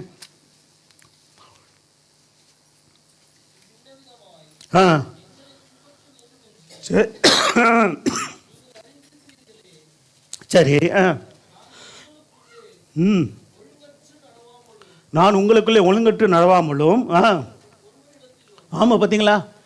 சரி, பார்த்தீங்களா? இப்போ சோத்திரம் ஒழுக்கமாய் நடக்க, என் கர்த்தரை பின்பற்றணும்னா ஒரு ஒழுக்கமுள்ள வாழ்க்கை வாழ. சோத்திர வேதம் சொல்லுகிறது, சோத்திர உழைக்காதவன் சாப்பிடாது இருக்க கடவுன்னு இருக்குது. அப்போஸ்தலன் பவுல் சொல்கிறார். அவரை கர்த்தருடைய பிள்ளைங்கள் எல்லாருமே என்ன பண்ணணும், நல்ல உழைக்கக்கூடியவர்களாக இருக்கணும். ஆமாம், சோத்திரம் பிள்ளைங்க படிச்சிருக்கீங்களா, படிச்சுட்டு இப்போ வேலைக்கு போகாமல் இருக்காதீங்க. சோத்திரம் அப்போ ஏதோ ஒரு நல்ல வேலைக்கு போகணும் நீங்கள். கர்த்தர் சோத்திரம் உண்டாகட்டும். அதே சமயத்தில் ஜபத்தோட நல்ல ஒரு வேலைக்கு போயிட்டு நல்ல படிக்கிற காலங்களில் படிப்பில் கவனம் செலுத்துங்க, படிங்க. வாழ்க்கையில் முன்னேற ஆண்டவருடைய கிருபையோடு ஒத்தாசையோடு முன்னேறி போக சோத்திரம் கர்த்தர் உங்களுக்கு உதவி செய்வாராக. அல்லேலூயா. சரி, அப்போ ஒரு இடத்திலும் இலவசமாய் சாப்பிடாமலும். 7ஆம் வசனம் எப்படி சொல்லப்பட்டிருக்கிறது? இந்த விதமாய் முக்கியமான விஷயம் இதுதான். இந்த விதமாக எங்களை பின்பற்ற வேண்டும் என்று நீங்கள் அறிந்திருக்கிறீர்களே, நாங்கள் உங்களுக்குள்ளே அப்போதிங்களா ஒழுங்கற்று நடக்கலை, அப்படின்னா ஒழுக்கத்தோடு நடந்தோம்னு சொல்கிறாரு. அப்போ அப்படிப்பட்டவங்களை தான் நான் முன்மாதிரியாக பார்க்கணும். அதை தான் நான் சொல்கிறேன். வேதத்தில் இருக்கிற பரிசுத்தவான்கள் முன்மாதிரியாக பாருங்கள். உங்களுக்கு முன்பாக இருக்கிற ஊழியர்களை எங்களை முன்மாதிரியை நீங்கள் பாருங்கன்னு தைரியமாக சொல்கிறேன். உங்களுக்கு நாங்கள் அப்படியே முன்மாதிரியாக நாங்கள் வாழ்ந்துக்கிட்டு இருக்கிறோம். 24 வருஷமாக ஊழியத்தில் நாங்கள் முன்மாதிரியை எங்களை வெளிப்படுத்தி கொண்டு இருக்கிறோம். தேவ பயத்தோடு கூட உங்களுக்கு முன்மாதிரியாக இருக்கணுமே சோத்திரம் அப்படின்றதுக்கெலாம் நாங்கள் கவனத்தோடு பயத்தோடு நாங்கள் நடக்கிறேன். சோத்திரம் அதனால் நான் சொல்கிறேன் சோத்திரம். அப்போ அதான் சொல்கிறாரு, இன்ன விதமாய் எங்களை பின்பற்ற வேண்டும் நீங்கள் அறிந்திருக்கிறீர்களே, நாங்கள் உங்களுக்குள்ளே ஒழுங்கற்று நடக்கலை, அப்படின்னா ஒழுக்கத்தோடு நாங்கள் நடந்து கொண்டோம் அப்படின்னு அர்த்தம். அப்போ ஒழுக்கமாய் நடக்க பவுல் முன்மாதிரியாக இருந்ததை பார்க்குறோம். அதற்கு தான் அதுக்கு ஒரு விளக்கம் கொடுக்குறாரு. என்னது 8ஆம் வசனம் என்ன சொல்கிறாரு? ஒருவனிடத்தில் இலவசமாய் சாப்பிடாமலும் பாரமாய் இராதபடிக்கு தொடக்க காலத்தில் ஊழியத்தில் அவர் நல்ல ஊழியம் பெருகிற வரைக்கும் அவர் இரவும் பகலும் பிரியாசத்தோடு வருத்தத்தோடு வேலை செய்து சாப்பிட்டோம். அவரும் அவருடைய டீமில் இருந்தவங்க அவங்கெல்லாம் பாருங்க, யாருன்னு கேட்டிங்கன்னா அப்போஸ்தலன் பவுல் மூலமாக உருவாக்கப்பட்டவங்கெல்லாம் அன்னகர்களாக ஊழியம் செஞ்சாங்க, விவாகம் பண்ணாமல் ஊழியம் செஞ்சு கொண்டு இருந்தாங்க. அப்போஸ்தலன் பவுல், பேதுரு ஆண்டவரோட இருந்தவர் ஊழியம் செய்தார். அவங்களுக்கெல்லாம் குடும்பம் இருந்தது. அப்போ இவங்கெல்லாம் யாருன்னு கேட்டால் கல்யாணம் பண்ணாமல் தீமோத்தேயு, தீத்து, இன்னும் அடுத்து நல்ல குடும்பத்தில் திருமணமானவங்க குடும்பத்தில் கூட நம்ம ஆக்கிலா பிரிசிலா இவங்கெல்லாம் அப்போஸ்தலன் பவுல் ஊழியத்தின் மூலமாக நல்ல ஒரு ஆத்ம பாரத்தோடு செயல்பட்டு தங்களை கர்த்தருக்காக அர்ப்பணித்தவர்கள் என்றெல்லாம் நம்ம பார்த்தோம். அப்போ இரவும் பகலும் பிரயாசத்தும் வருத்தத்தோடு வேலை செய்து சாப்பிட்டோம். பாபா இதை நம்ம கவனமாக நம்ம செய்யணும். அப்போ ஆண்டோடைய பிள்ளைங்க, வாலிப பிள்ளைங்க, அதுதான் சொல்கிறது.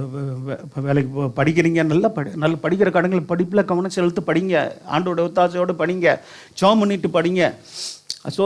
அது முடிஞ்சோடனே ஒரு நல்ல ஒரு வேலைக்கே நீங்கள் ஆயத்தமாகுங்க. உங்களோட வாழ்க்கையை அந்த பூமியில் என்ன பண்ணணும்? ஒரு திருமணம் அந்த வயதுக்கு வருவதற்குள்ளாகவே நல்ல உங்களோட வாழ்க்கையை கர்த்தருடைய கர்த்தருக்கு பயந்து நீங்கள் செயல்படும் போது உங்களுடைய வாழ்க்கை சிறப்பாக அமையும். ஜெபிக்கணும். உங்களுடைய எதிர்காலத்துக்காக ஜெபம் பண்ணுங்க. திருமணமாவுடைய பிள்ளைகளும் சரி, வேலைக்காக பார்த்துருக்கிறவனும் சரி, நீங்கள் ஜெபிக்கணும். ஆண்டவரே, என்னுடைய நான் எதிர்பார்க்குற நல்ல விதமான ஒரு வேலை கிடைக்கணும், நல்ல ஒரு விதமான திருமண வயது நல்ல ஒரு வாழ்க்கை அமையணும். இப்படிலாம் பிள்ளைங்க ஜெபம் பண்ணுங்க. பெற்றோர்களுக்கும் அந்த கடமை இருக்குது, ஜெபம் பண்ணுங்க. சோத்திரம். பழைய பிள்ளைகளை படிக்க வைக்கிறது மட்டும் இல்லை, நல்ல ஒரு உத்தியோகம் செய்யணும். சோத்திரம். வாழ்க்கை தரம் உயர்வதற்கு பிரயாசப்படுங்க. சோத்திரம். அது நல்லது, வேதம் சொல்லுகிற ஒழுங்கு தான் அதெல்லாம். சரி, அடுத்து பார்த்தீங்கன்னா வெளிப்படுத்தல் 14:4 வாசிங்க. வெளிப்படுத்தல் 14ஆம் அதிகாரம் 4 வசனம்.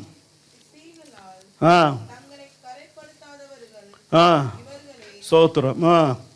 பாருங்க, ஸ்திரீகளால் விவாகம் கல்யாணம் பண்ணுறாங்கன்னா, சோத்திரம், ஸ்திரீகளால் அவங்க கல்யாணம் அதாவது கரைப்படுறாங்கன்றது அத்தனை ஒரு சிலர் தவறாக அந்த வசனத்தை விளக்குறாங்க. தப்பு. சோத்திர. குடும்ப வாழ்க்கையை கர்த்தர் பரிசுத்தமுள்ளதாய் பார்க்கிறார். ஹல்லேலூயா. ஒன்று ஸ்திரீகளால் கரைப்படுகின்றது கள்ள போதனையிலே குறிக்கிறது. அப்போ ஸ்திரீ என்பது சபை. ஸ்திரீகள் என்று சொல்லும்போது பல விதமான அப்போஸ்தலன் பவுல் சொல்றாருல, சோத்திர, எபேசிய புத்தகத்தில் சொல்லும்போது பல விதமான போதனைகளால் அலைப்புண்டு தெரியாமல் அப்படின்னு சொல்கிறார் இல்லையா? சோத்திர. இந்த வசனத்தை வாசிக்கலாம். எபேசியர் புத்தகத்தில் 4. சரி, வாசிக்கலாம். அதான், நாம் இனி குழந்தைகளாயிராமல். அப்போ குழந்தைகளாயிராமல் என்ன அர்த்தம்? கர்த்தர் குழந்தைத்தனமான அந்த சோத்திர குணங்கள் உடையவர்களாயிராமல்னு அர்த்தம். அப்போ கிறிஸ்துவ வாழ்க்கை என்பது சோத்திர படிப்படியாக நல்ல ஒரு வளர்ச்சி அடைய வேண்டிய ஒரு நிலவரம். வாசிக்கலாம்.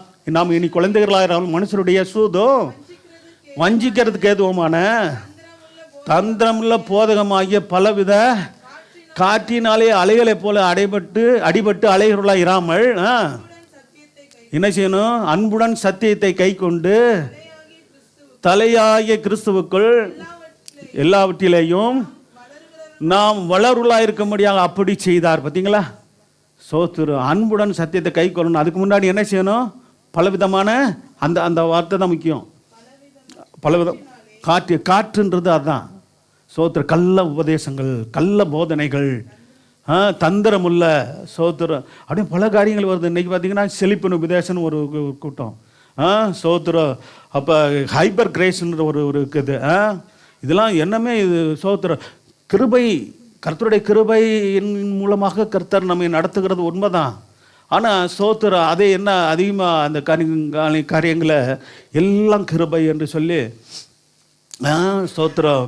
அப்போ ஆண்டவர் நீ இன்றைக்கி செய்த பாவத்தை மன்னிச்சிட்டாரு, கடந்த காலத்தில் செய்த பாவத்தை மன்னிச்சிட்டாரு, இப்போ செய்கிற பாவங்களை நீ துணிகரமாக செய்யலாம், மன்னிக்கிறாரு. இனிமேலும் செய்ய போகிற காரியங்களை நீ அப்படி செஞ்சுக்கோ அப்படின்ற மாதிரி போதனை போயிட்டு இருக்குது. இது எல்லாமே தப்பு. கடந்த கால பாவத்தை மன்னிச்சாரு, ரட்சித்தாரு. நம்ம ஆண்டோடைய பிள்ளையை மாற்றப்பட்டோம். நானும் மூலிகன் பிதாக்குமார் பரிசுத்தாவின் நாமத்தினால ஞானஸ்நானம் எடுத்து ஆண்டவர் பிள்ளையானானும். இதெல்லாம் உண்மைதான். கர்த்தர் சோத்திரம். அதே சமயத்தில் இன்றைக்கும் நாம் செய்கிற சின்ன சின்ன தவறுகளாக இருந்தாலும் மனசாவப்பட்டு சரியான விதத்தில் மனம் திரும்பி தேவன் பக்கமாய் திரும்பணும். ஆமேன். ஹல்லேலூயா. அப்போ ரட்சிக்கப்பட்ட பிற்பாடு நம்ம பாவம் செய்யலையா இருந்ததுன்னா சோத்திரம். நம்ம ஒரு சில நம்முடைய வாழ்க்கையில் ஒரு சில சோத்திர குறைகள் இருந்திருக்கும். அதான் சொல்லப்பட்டிருக்கு. கரை திரை பிழையற்ற மைமுள்ள சபையாய் வெளிப்படணும் என்பது உண்மைதான். ஆனால் இந்த பூமியில் இருக்கிற வரைக்கும் நமக்கு சில போராட்டங்கள் இருக்கிறது. அந்த போராட்டத்தை நம்ம ஜெயிக்க நமக்கு கர்த்தருடைய பலன் வேண்டும், கிருபை வேண்டும். சோத்திரம். அது தேவனிடத்தில் கேட்கும்போது கர்த்தர் கொடுக்குறார். நமக்கு உண்மையான மனஸ்தாபத்தோடு கூட நம்ம மனம் திரும்பி தேவன் பக்கமாய் திரும்பும்போது நாம் மன்னிக்கப்படுகிறோம் என்பது உண்மை. ஆனால் அதுக்காக ஒரு தினம் மன்னிக்கப்பட்டுட்டோம், இயேசு சிலுவையில் மரிச்சிட்டார், அதனால் நம்ம செய்த பாவங்களை மட்டும் இல்லை, இப்பொழுதும் செய்ய போகிற பாவங்களெல்லாம் மன்னிக்கிறார் என்பது தான் இந்த ஹைப்பர் கிரேஸ்ன்ற காரியங்கள். அது டோட்டலாகவே அது என்னது? தவறான உபதேசம்.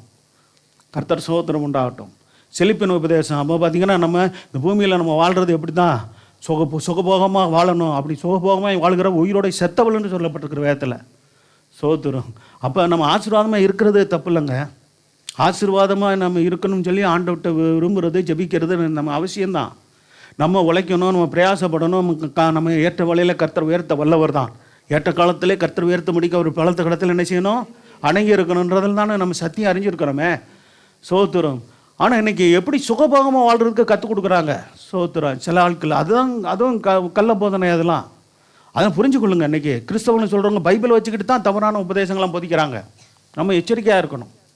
நம்ம எப்போதுமே வசனத்தை பேலன்ஸ் சரியாக விதத்தில் தான் நம்ம தியானிக்கணுமே தவிர சோத்திரம் நம்முடைய வசதிக்காக வசனத்தை மாற்றக்கூடாது. அல்லேலூயா. அப்படி மாற்றுறாங்க இன்னைக்கு சோத்திரம்.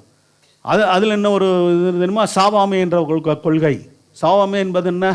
உனக்கு மரணமே வராதுன்னு சொல்லுகிறது. அது கள்ள போதனை தானே. அப்படி சொன்ன ஆளுகெல்லாம் செத்து போனானுங்க. அப்படி இந்த கொள்கையை கொண்டு வந்து எல்லாம் வெளிநாட்டிலேருந்து வர்றதாங்க. இதெல்லாம் கள்ள போதனை, இதான் காரியங்கள்லாம் அந்த சோத்திரம் எல்லாம் வெளிநாட்டிலேருந்து வர்றது. இங்கே சோத்திரம் அப்படி தவறான காரியங்களை செய்கிற அதனுடைய ஃபாலோ பண்ணுற ஆட்கள்லாம் இருக்கிறாங்க. அது என்னது? சபை மக்களையும் அது பாதிக்க முடியாத காரியங்களாக இருக்கிறது. அதுக்கு தான் நம்ம எச்சரிக்கையாக இருக்கணும். கள்ள உபதேசங்களுக்கு, கள்ள போதகர்களுக்கு சோத்திரம் நாம் எச்சரிக்கையாக இருந்து வேதத்தை நல்லா வாசித்து நம்ம தெளிவை பெற்றோமானால், வேதத்தை தியானித்து தெளிவை பெற்றோமானால் ஒருவரும் நம்ம வஞ்சிக்க முடியாது. அல்லேலூயா. சரி, அப்போ பாருங்க, இதில் என்ன சொல்லப்பட்டிருக்கிறது? ஸ்திரீகளால் நம்ம ஒரு சிலர் இருந்து விவாகம் பண்ணாமல் ஊழியம் செய்கிறவங்க இப்படி ஒரு காரியம் சொல்கிறாங்க. நாங்கள் ஸ்திரீகளால் கரைப்படலை, கல்யாணம் பண்ணாமல் ஊழியத்துக்கு அழைக்கப்பட்டிருக்கிறாங்களா வண்ணகர்களாக. சோத்திரம் அது அவனுடைய நல்ல அழைப்பு. அதை நம்ம கணம் பண்ணுகிறோம். அதற்காக பெருமை பாராட்டுறதுக்கு ஒன்றும் கிடையாது. அப்போஸ்தலனாகிய பவுல் ஒரு காலத்தில் நான் பெருமை பாராட்டவே இல்லை. விவாகம் இல்லாமல் ஊழியம் செய்தவர் தான். தன்னை பெருமை பாராட்டலைங்க. சோத்திரம் அது என்னுடைய அழைப்பு, கர்த்தர் கொடுத்த கிருபைன்னு சொல்லிட்டு அவர் ஊழியம் செஞ்சுட்டு போனார். அல்லேலூயா. சோத்திரம். சரி, கர்த்தர் நல்லவர். அப்போ ஸ்திரீகளால் நாங்கள் கரைப்படலை அப்படின்னு சொல்கிறாங்க. அப்படின்னா இப்போ நான் மற்ற சபையில் இருக்கிற ஊழியர்களோ விசுவாசிகளோ சோத்திரம் எப்படி என்ன கரைப்படுறாங்களா? இல்லை. சோத்திரம். ஆனால் பல கல்யாணமாக பள்ளியன்று பண்ணிக்கிட்டு இருக்காங்க. சோத்திரம். அழைப்பு விவாகம் பண்ணி ஊழியம் செய்கிறது, விவாகம் பண்ணி ஒரு குடும்ப வாழ்க்கை செய்வது தேவனுடைய சித்தம் தானே. சோத்திரம். அப்போ ஸ்திரீகளால் தங்களை இது வசனத்தை கவனிக்கணும். இப்போ இந்த வசனத்தை சொல்கிறாங்க, ஸ்திரீகளால் தங்களை கரைப்படுத்திக்கிறாங்க. சோத்திரம். திருமணம் என்பது கர்த்தர் என்ன சொல்லியிருக்காரு? வாசிக்கலாம். எபிரேயர் 12ஆம் அதிகாரத்திலே ஒரு வசனம் இருக்கு பாருங்க. சோத்திரம். விவாகம் யாவருக்குள்ளும் எப்படிப்பட்டது? கனமுள்ளதாய் கர்த்தர் பார்க்கிறார். விவாகம் கொஞ்சம் அசிசிப்படக்கூடாது. அதுதான் முக்கியம். விவாகம் யாவருக்குள்ளும் கனமுழுது. அந்த விவாகம் மஞ்சம் அப்படின்னு சொல்லும்போது குடும்ப வாழ்க்கை கரைப்படக்கூடாதுங்க. கணவன் மனைவியாக இணைக்கப்பட்ட நல்ல கவனிங்க, கணவன் மனைவியாக இணைக்கப்பட்டால் அது பிறகு சோத்திரம் எந்த மாற்று எண்ணமும் வரவே கூடாது. அல்லேலூயா. ஒருவனுக்கு ஒருத்திக்கு ஒருவன் என்ற அந்த சத்தியத்தை கடைசி வரைக்கும் கை கொள்ளணும். சோத்திரம். புதிய ஏற்பாடு சத்தியம் அதுதான். கர்த்தருக்கு மகிமை உண்டாகட்டும். ஒருவேளை யாராவது ஒருத்தர் இறந்து போனால் விவாகம் பண்ணுகிறதுன்ற காரியங்கள்லாம் அது தேவனை அனுமதிக்கிறதான். குடும்ப சூழல் நிமித்தம் ஒரு சில காரியங்களாம் சோதத்து இன்னொரு கல்யாணம் பண்ணி, அதாவது 2ஆம் கல்யாணம் எப்போ பண்ணுவாங்க? யாராவது ஒருத்தர் இறந்து போனால் அந்த குடும்பத்தில் பண்ணுவாங்க. அதெல்லாம் உண்டு. பெரும்பாலும் ஆண்டவருடைய பிள்ளைங்க சோத்திரம். ஆமாம், குழந்தைகள் ஆகி போச்சுன்னா அடுத்த கல்யாணம் பண்ணாமல் இருக்கிறவங்க இருக்கிறீங்க. நம்ம சபையிலே சில சகோதரிமார்கள் இருக்கிறீங்க. பிள்ளைகள்லாம் கண்ணியமாக, நீங்களும் கண்ணியமாக வாழ்ந்த பிள்ளைகளை நான் நடத்தலையா? சோத்திரம். விவாகம் யாவருக்குள்ளும் கனமுள்ளதாயும் விவாகம் கொஞ்சம் என்ன எப்படி இருக்கட்டும், அசுசிப்படுத்தக்கூடாது அப்படின்னு சொல்லிட்டு வருது. ஏன்னா வேசி கல்லறை விபச்சாரக்காரையும் தேவன் நினைச்சுவார். இது ரொம்ப தான் கள்ளக்காதல் இதெல்லாம் சொல்ல கேள்விப்படுறோம்ல, அது விலைக்கு சொல்ல வரோம்ல. சோத்திரம். குடும்ப வாழ்க்கைன்னு வந்த ஒரு பாடு வேறு அந்நிய தொடர்பு வந்துடக்கூடாது. நல்லா கவனிக்கணும். அந்நிய தொடர்பு வந்துடக்கூடாது. ஆமாம். சோத்திரம். எந்த விதமான அந்த காரியத்துக்கும் நீங்கள் இடம் கொடுத்துடவே கூடாது. சோத்திரம். இதுக்கு மேலே விலைக்கு உங்களுக்கு சொல்லணுமா? போதும் நினைக்கிறேன். சரி, கர்த்தர் நல்லவர். பாருங்க, அப்போ விவாகம் யாவருக்குள்ளும் கனமுள்ளதாக தான் கர்த்தர் பார்க்குறார். கர்த்தர் சோத்திரம் உண்டாகட்டும். சரி, அப்போ அங்கே சொல்லும்போது கீழே இந்த வசனத்தை வாசிக்கலாம். ஸ்திரீகளால் கடைபடாதவர்கள் இவர்களே, கற்புள்ளவர்கள் எல்லாரும் கற்புள்ளவர்கள் தான், பரிசுத்தமுள்ளவர்கள் தான் ஆண்டோட வரையில் எடுத்துக்கொள்ள முடியும். கற்புள்ளவர் என்று சொன்னால் பரிசுத்தமுள்ளவர்கள். கற்புன்றது யாருக்கு? பெண்களுக்கு மட்டுமா? ஆண்களுக்கும் உரியது. பரிசுத்தம் என்பது ரெண்டு பாலருக்கும் பொதுவானது. ஸ்திரீகளால் தங்களை கரைப்படுத்தாதவர்களே, கற்புள்ளவர்கள் இவர்களே. ஆட்டுக்குட்டியானவர் எங்கே? ஆட்டுக்குட்டியானவர் யார்? நம்முடைய ஆண்டவராக இயேசு கிறிஸ்து. ஆட்டுக்குட்டியார் எங்கே போனாலும் அவரை பின்பற்றுவர்கள் இவர்களே. இவர்கள் மனுஷர்களில் இருந்து தேவனுக்கும் ஆட்டுக்குட்டியானுக்கும் முதற் பலனாக மீட்டு கொள்ளப்பட்டவர்கள். ஆமென். அல்லேலூயா. பார்த்தீங்களா? சோத்திரம். ஆட்டுக்குட்டியானுக்கு முதற் பலனாக மீட்டு கொள்ளப்பட்டவர்கள், அவரை பின்பற்றுகிறவர்கள். ஆமென். அல்லேலூயா. நாம் அவரை பின்பற்றுக வேண்டியது ஏன் அவசியம்னா, நாம் அவருக்காக முதற் பலன்களாக நாம் தெரிந்து கொள்ளப்பட்டவர்கள். ஆமென். அல்லேலூயா. சோத்திரம். சரி, அந்த நிலையை காத்துக்கொள்ளணும். இப்போ அதே வேளையில் கர்த்தரை விட்டு ஒருவரும் பின்வாங்கி போகக்கூடாது. 2 வசனத்தை நம்ம முக்கியமாக வாசிக்கணும். என்னாகுமோ 14ஆம் அதிகாரம் 37ஆம் வசனம் 43ஆம் வசனம். கர்த்தர் சோத்திரம் உண்டை வாய்ட்டோம். பழைய ஏற்பாடு சபையில் நிலைமை என்ன, அடுத்து புதிய ஏற்பாடு சபையில் என்ன ஆலோசனை கொடுக்கப்பட்டது? எபிரேயர் 10ஆம் அதிகாரம் 38, 39 இதோட முடிக்கிறேன், வாசிக்கலாம். அப்போ பழைய ஏற்பாடு சபையார் எல்லாரும் என்ன ஆகுமோ 14, 37, 43 வசனம் அது வரைக்கும் 2 வசனம் வாசித்தா போதும். அதில்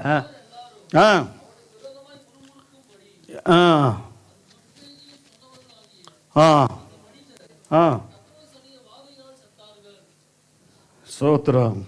என்ன ஆகுமா 14ஆம் அதிகாரம் 37 வசனம், 37 போடுப்பா. சபையார் எல்லாரும் அவனுக்கு விரோதமாய் முறுமுறுக்கும்படி அந்த துர்ச்செய்தியை சொன்னவர்களாகிய அந்த மனிதர் கர்த்தருடைய சந்நிதியில் சேர்த்தார்கள். அந்த 10 கோத்திரத்தை சேர்ந்த துர்ச்செய்தி சொன்ன அந்த 10 சாதாரண ஆட்கள் இல்லை, அவர்கள் தலைவர்களாக அந்த கோத்திர தலைவர்களாக இருந்தாங்க. தலைவர்கள் செத்து போனான். துர்ச்செய்தியை சொன்னா அதனால சோத்திர சபையிலே பெரிய குழப்பம் உண்டாயிருச்சு. சரி வாசிக்கலாம். அமலேக்கியரும் கானானியரும் இருக்கிறார்கள். பார்த்தீங்களா, மோசே சொல்கிறாரு சோத்திர ஒன்றா சொன்ன ஒரு காரியம் என்ன பண்ணுறது, சோத்திரம் ஆமாம் செய்யக்கூடாதுன்னா செய்கிறது, செய்யுங்கன்னா செய்ய மாட்டோம், செய்கிறது இல்லை. இஸ்ரவேல் ஜனங்களுடைய அந்த காரியங்கள் தான். சோத்திர கர்த்தர் சொல்கிறாரு, மோசே சொல்கிறாரு இதை செய்யுங்க அப்படின்னா அதை செய்ய மாட்டாங்க. இதை செய்யக்கூடாதுன்னு கர்த்தர் சொல்லியிருக்காங்கன்னா அப்போ தான் அவங்க செய்வாங்க. இது எப்படி இருக்குது? நீங்கள் எப்படி இருக்கிறீங்க? கர்த்தர் சொல்கிறத செய்வோம். அல்லேலூயா. வேணான்னா செய்ய வேணான்னா செய்யாமல் இருப்போம். ஆமென். அல்லேலூயா. ஆமாம். பழைய ஏற்பாடு சபையார் மாதிரி இருக்கக்கூடாதுக்காக தாங்க பழைய ஏற்பாடு சபையினுடைய காரியங்கள்லாம் திருஷ்டாந்தமாக எழுதப்பட்டிருக்குது. அவர்களை போங்க நீங்கள் இராமல் இதை நீங்கள் 1 கொரிந்தியர் 10ஆம் அதிகாரத்தில் வாசி பார்த்தீங்கன்னா சொல்லிக்கிட்டே வருவார் இல்லையா, அவர்களை போகல நீங்கள் இராதபடிக்கு இது திருஷ்டாந்தமாக உங்களுக்கு எழுதப்பட்டிருக்கிறது, எச்சரிக்கையாக எழுதப்பட்டிருக்கு. அமலேக்கரும் கானானியரும் அங்கே உங்களுக்கு முன்னே இருக்கிறார்கள், பட்டயத்தினால் விழுவீர்கள் சொல்கிறாரு.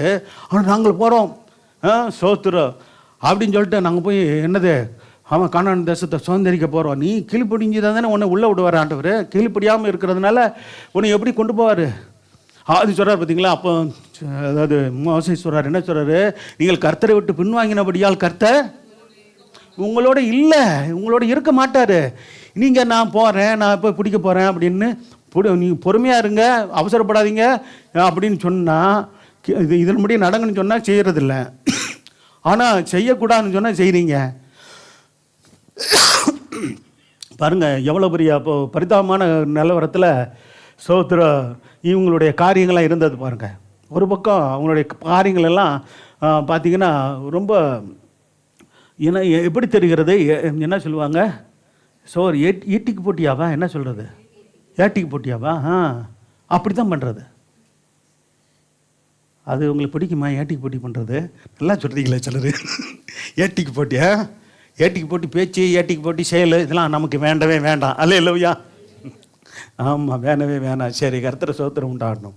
கர்த்தர் நல்ல பேர். சரி, இப்போ பாருங்க 37, 43 வசனத்தை வாசிச்சாச்சுல. அப்போ பார்த்தீங்க பழைய ஏற்பாட்டுக்காரங்களே சொல்லிட்டார், உங்களோட கர்த்தர் இருக்க மாட்டார், பின் வாங்கி போயிட்டீங்க. அப்போ ஆண்டவரை பின்பற்றின நாம் ஒரு நாளும் பின் வாங்கி போகக்கூடாது. அல்லேலூயா. என்ன சொல்கிறாரோ கீழ்ப்படிஞ்சு நடக்கணும். இன்றைக்கி நேரடியாக வந்து ஆண்டவர் சொல்லிக்கிட்டே இருக்க மாட்டார், வேதவசனம் மூலமாக பேசுவார், உண்மைதான். ஊழியர்கள் மூலமாக பேசுகிற ஆலோசனைக்கு நீங்கள் கீழ்ப்படிந்தா அது தேவனுடைய வார்த்தையாக இருக்கிறபடினாலே இந்த தேவனுடைய வசனம் உங்களுக்கு ஆலோசனையாய் உங்களுக்கு பிரயோஜனமாக இருக்கும். ஆமென். அல்லேலூயா. சரி, இப்போ இன்னொரு 2 வசனத்தை வாசிங்க. எபிரேயர் 10ஆம் அதிகாரம் 38, 39 கடைசி 2 வசனம். 10ஆம் அதிகாரத்தில் எபிரேயரில் கடைசி 2 வசனத்தை வாசிக்கலாம். கவங்க, விசுவாசத்தினாலே ஆமாம், நீங்கள் நானும் நீதிமான். ஆண்டவர் விசுவாசத்தை உள்ளத்தில் ஏற்றுக்கொண்டு பிதா குமாரன் பரிசுத்த நாமத்தினால ஞானஸ்தானம் எடுத்த ஒவ்வொருவரும் நீதிமான்களாய் மாற்றப்பட்டோம். இந்த நிலவரத்துக்களை இது வரைக்கும் யாரும் வரலைன்னா, ஞானஸ்தானம் எடுக்கலைன்னா ஞானஸ்தானம் எடுத்து சோத்திரம் ஆண்டோட வரைக்கு ஆயத்தமாவோம். ஆமென். அல்லேலூயா. ஒன்று ஆண்டவருடைய பிள்ளையாய் வரணும். இது வரைக்கும் ஞானஸ்தானம் எடுக்காதவங்க ஆண்டவருக்கு கீழ்ப்படிஞ்சு ஒப்பு கொடுத்து ஆண்டவருடைய பிள்ளையாய் வாழ சோத்திரம் ஆண்டவருடைய ஜனமாய் நீங்கள் இருக்க, நீங்கள் கர்த்தரை தெய்வமாக கொண்டிருக்கிற ஜனம் பாக்கியம் உள்ளது என்ற வசனத்தின்படியாக அந்த பாக்கியத்தை பெற்றுக்கொள்ளுங்கள். கர்த்தர் உங்களை ஆசீர்வதிப்பார். அப்போ விசுவாசத்தினாலே தான் நீதிமான் நினைச்சுவான் பிழைப்பான். பின்வாங்கி போனான் ஆனால் அப்படின்னு என்ன அர்த்தம், விசுவாசத்தை விட்டான் ஆனால் என்ன நடக்குமா, பின்வாங்கி போனான் அவன் மேல் என் ஆத்துமா என்கிறார். யார் சொல்கிறாரு? கர்த்தர் சொல்கிறாருங்க, ஆண்டவர் சொல்கிறாரு. இது பவுல் சொன்னதில்லை, கர்த்தர் சொல்கிறத வேதம் அப்படி எழுதியிருக்கு, தெளிவாக எழுதியிருக்கிறார். அப்போ விசுவாசத்தினாலே நீதிமன் பிழைப்பான். சோத்திரம். சரி, அப்போ நம்முடைய ஆவிக்குரிய ஜீவமே இதில் தான் உருவானது, விசுவாசத்தினால.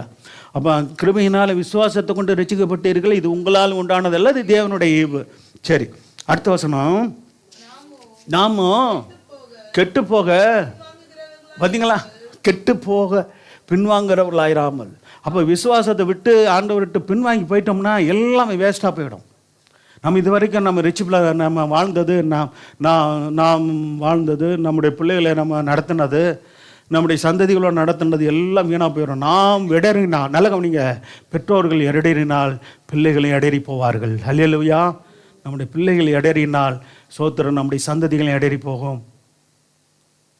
சத்தியத்தை தெளிவாக சொல்கிறேன். ரொம்ப கவனமாக இருந்து நாம் நம்மையும் காத்துக்கொள்ளணும், நம்முடைய பிள்ளைகள் சந்ததிகளையும் காத்துக்கொள்ள நமக்கு பொறுப்பு இருக்கிறது. ஆமென். அல்லேலூயா. ஆமாம், நாமோ கெட்டு போகாமல் பின்வாங்கிறவர்களாயிராமல் என்ன செய்யணும்? ஆத்மா ஈடேற விசுவாசிக்கிறவர்களாக இருக்கிறோம். ஆமென். அல்லேலூயா. அந்த விசுவாசத்தை தொட்டு பின்வாங்கவே கூடாது. கர்த்தரை தெய்வமாக கொண்டு இருக்கிற நாம் அவரை விட்டு ஒரு நாளும் பின்வாங்கக்கூடாது. தேவனாய் கர்த்தரையே நம்ம என்ன செய்யணும்? அதாவது கொண்டு சேவிக்கணும். சேவிக்கிற இங்கே என்ன சொல்கிறது? பின்பற்றுகிற காரியங்கள்.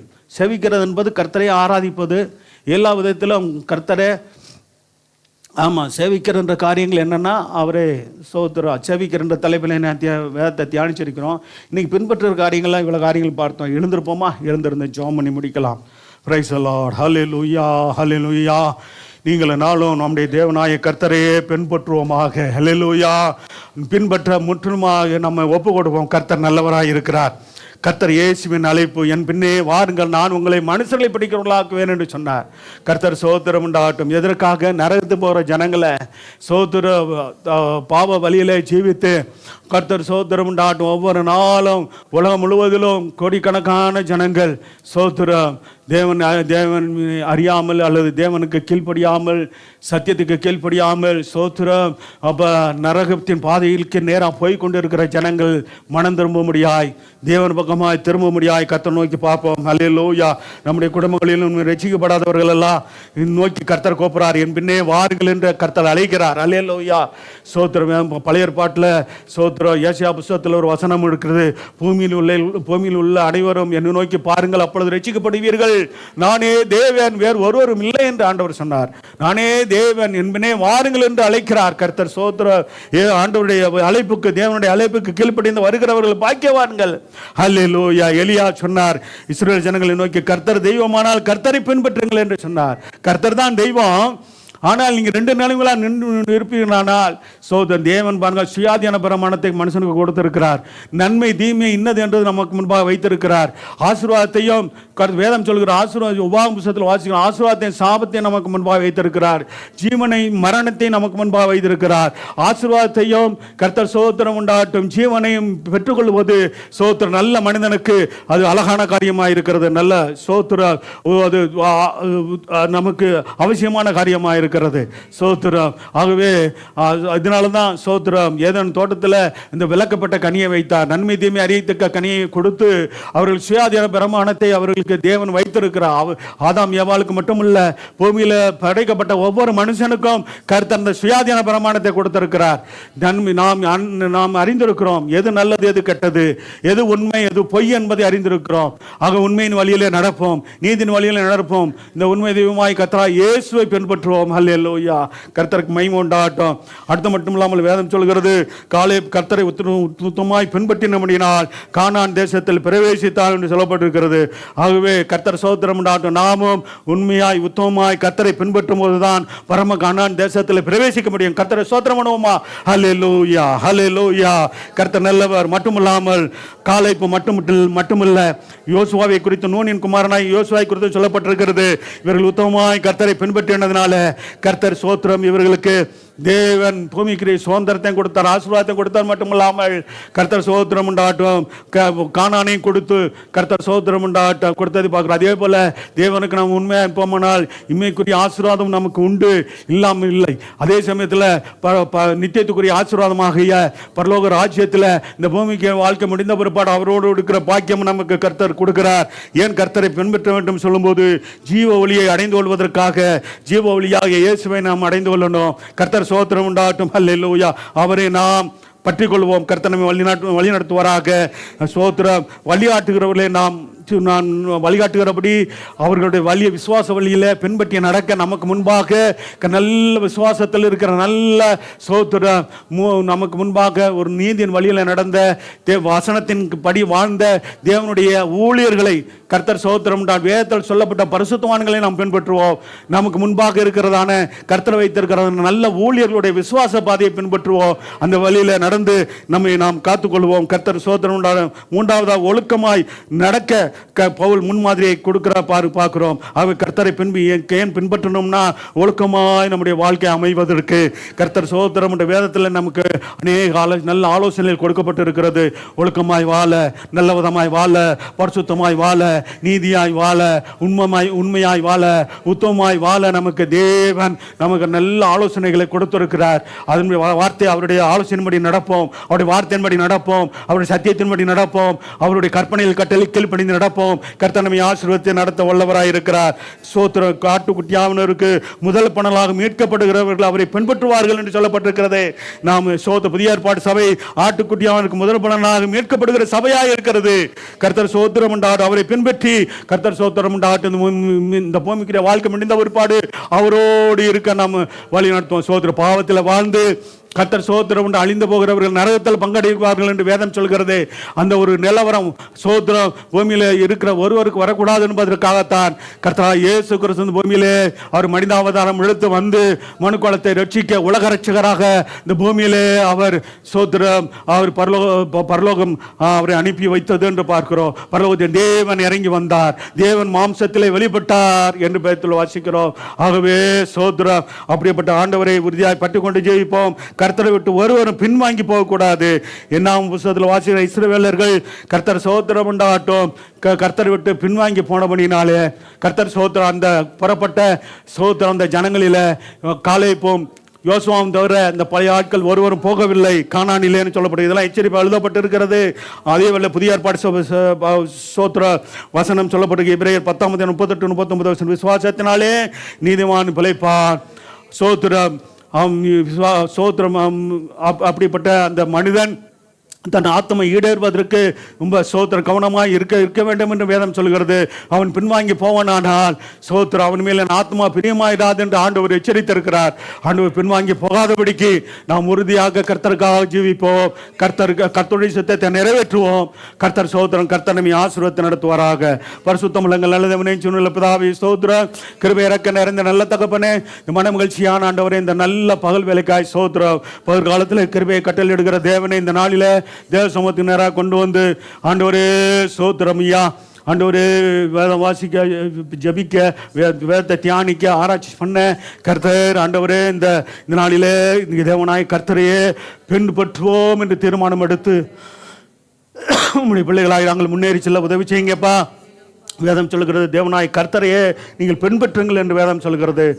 ஆண்டவரே சோத்ர சர்வத்தை உண்டாக்கினவரும் வானத்தையும் பூமியையும் சமுத்திரத்தை அண்ட சராசரங்களை சிருஷ்டித்தவராகிய சிருஷ்டி கர்த்தரே உண்மையே நாங்கள் பின்பற்ற எங்களுக்கு நீர் கிருபை செய்வீராக. உண்மையை நாங்கள் சேவிக்க எங்களை நீர் பலப்படுத்துவீராக. கர்த்தர் நீர் தொடர்ந்து நடத்தும் ஆசீர்வதியும் வந்திருக்கிற எல்லாரையும் ஆசீர்வதிங்க. நல்ல சுகத்தோடு பலத்தோடு ஆரோக்கியத்தோடு ஒவ்வொருவரையும் காத்துக்கொள்ளுங்க. வியாதி விக்கனங்கள் ஆபத்து நாசம் மோசங்கள் ஒன்றுமுடைய பிள்ளைகளை அணுகாதபடிக்கு வெளியெடுத்து பாதுகாத்துக்கொள்ளும். கிருமியின் கரம் தொடர்ந்து வழி நடத்தட்டும். இயேசுவின் ரத்தம் இரட்சகர் இயேசு நாமத்தில் வேண்டிக் கொள்ளுங்க. நல்லதாகவே என் ஆத்மாவே கர்த்தரை ஸ்தோத்திரி, என் முழுவதுமே அவனுடைய பரிசுநாமத்தை ஸ்தோத்திரி. என் ஆத்மாவே கர்த்தரை ஸ்தோத்திரி. கர்த்தர் செய்த சகல உபகாரங்கள் வருவது மறவாதே. ஆமென். நம்முடைய கர்த்தராகிய இயேசு கிறிஸ்துவின் கிருபையும் தேவனுடைய அன்பும் பரிசுத்த ஆவியானுடைய அந்யோன்ய ஐக்கியமும் சந்தோஷமும் சமாதானமும் நம்முடைய கர்த்தராகிய இயேசு கிறிஸ்து மகிமையில் வெளிப்படும் மட்டும் நம் அனைவரோடும் சகல பரிசுத்தவான்களோடு என்றென்னைக்கு இருப்பதாக. அல்லேலூயா, அல்லேலூயா, அல்லேலூயா. Praise the Lord. God bless. கர்த்தர் உங்களை ஒருவரை ஆசீர்வதிப்பாராக.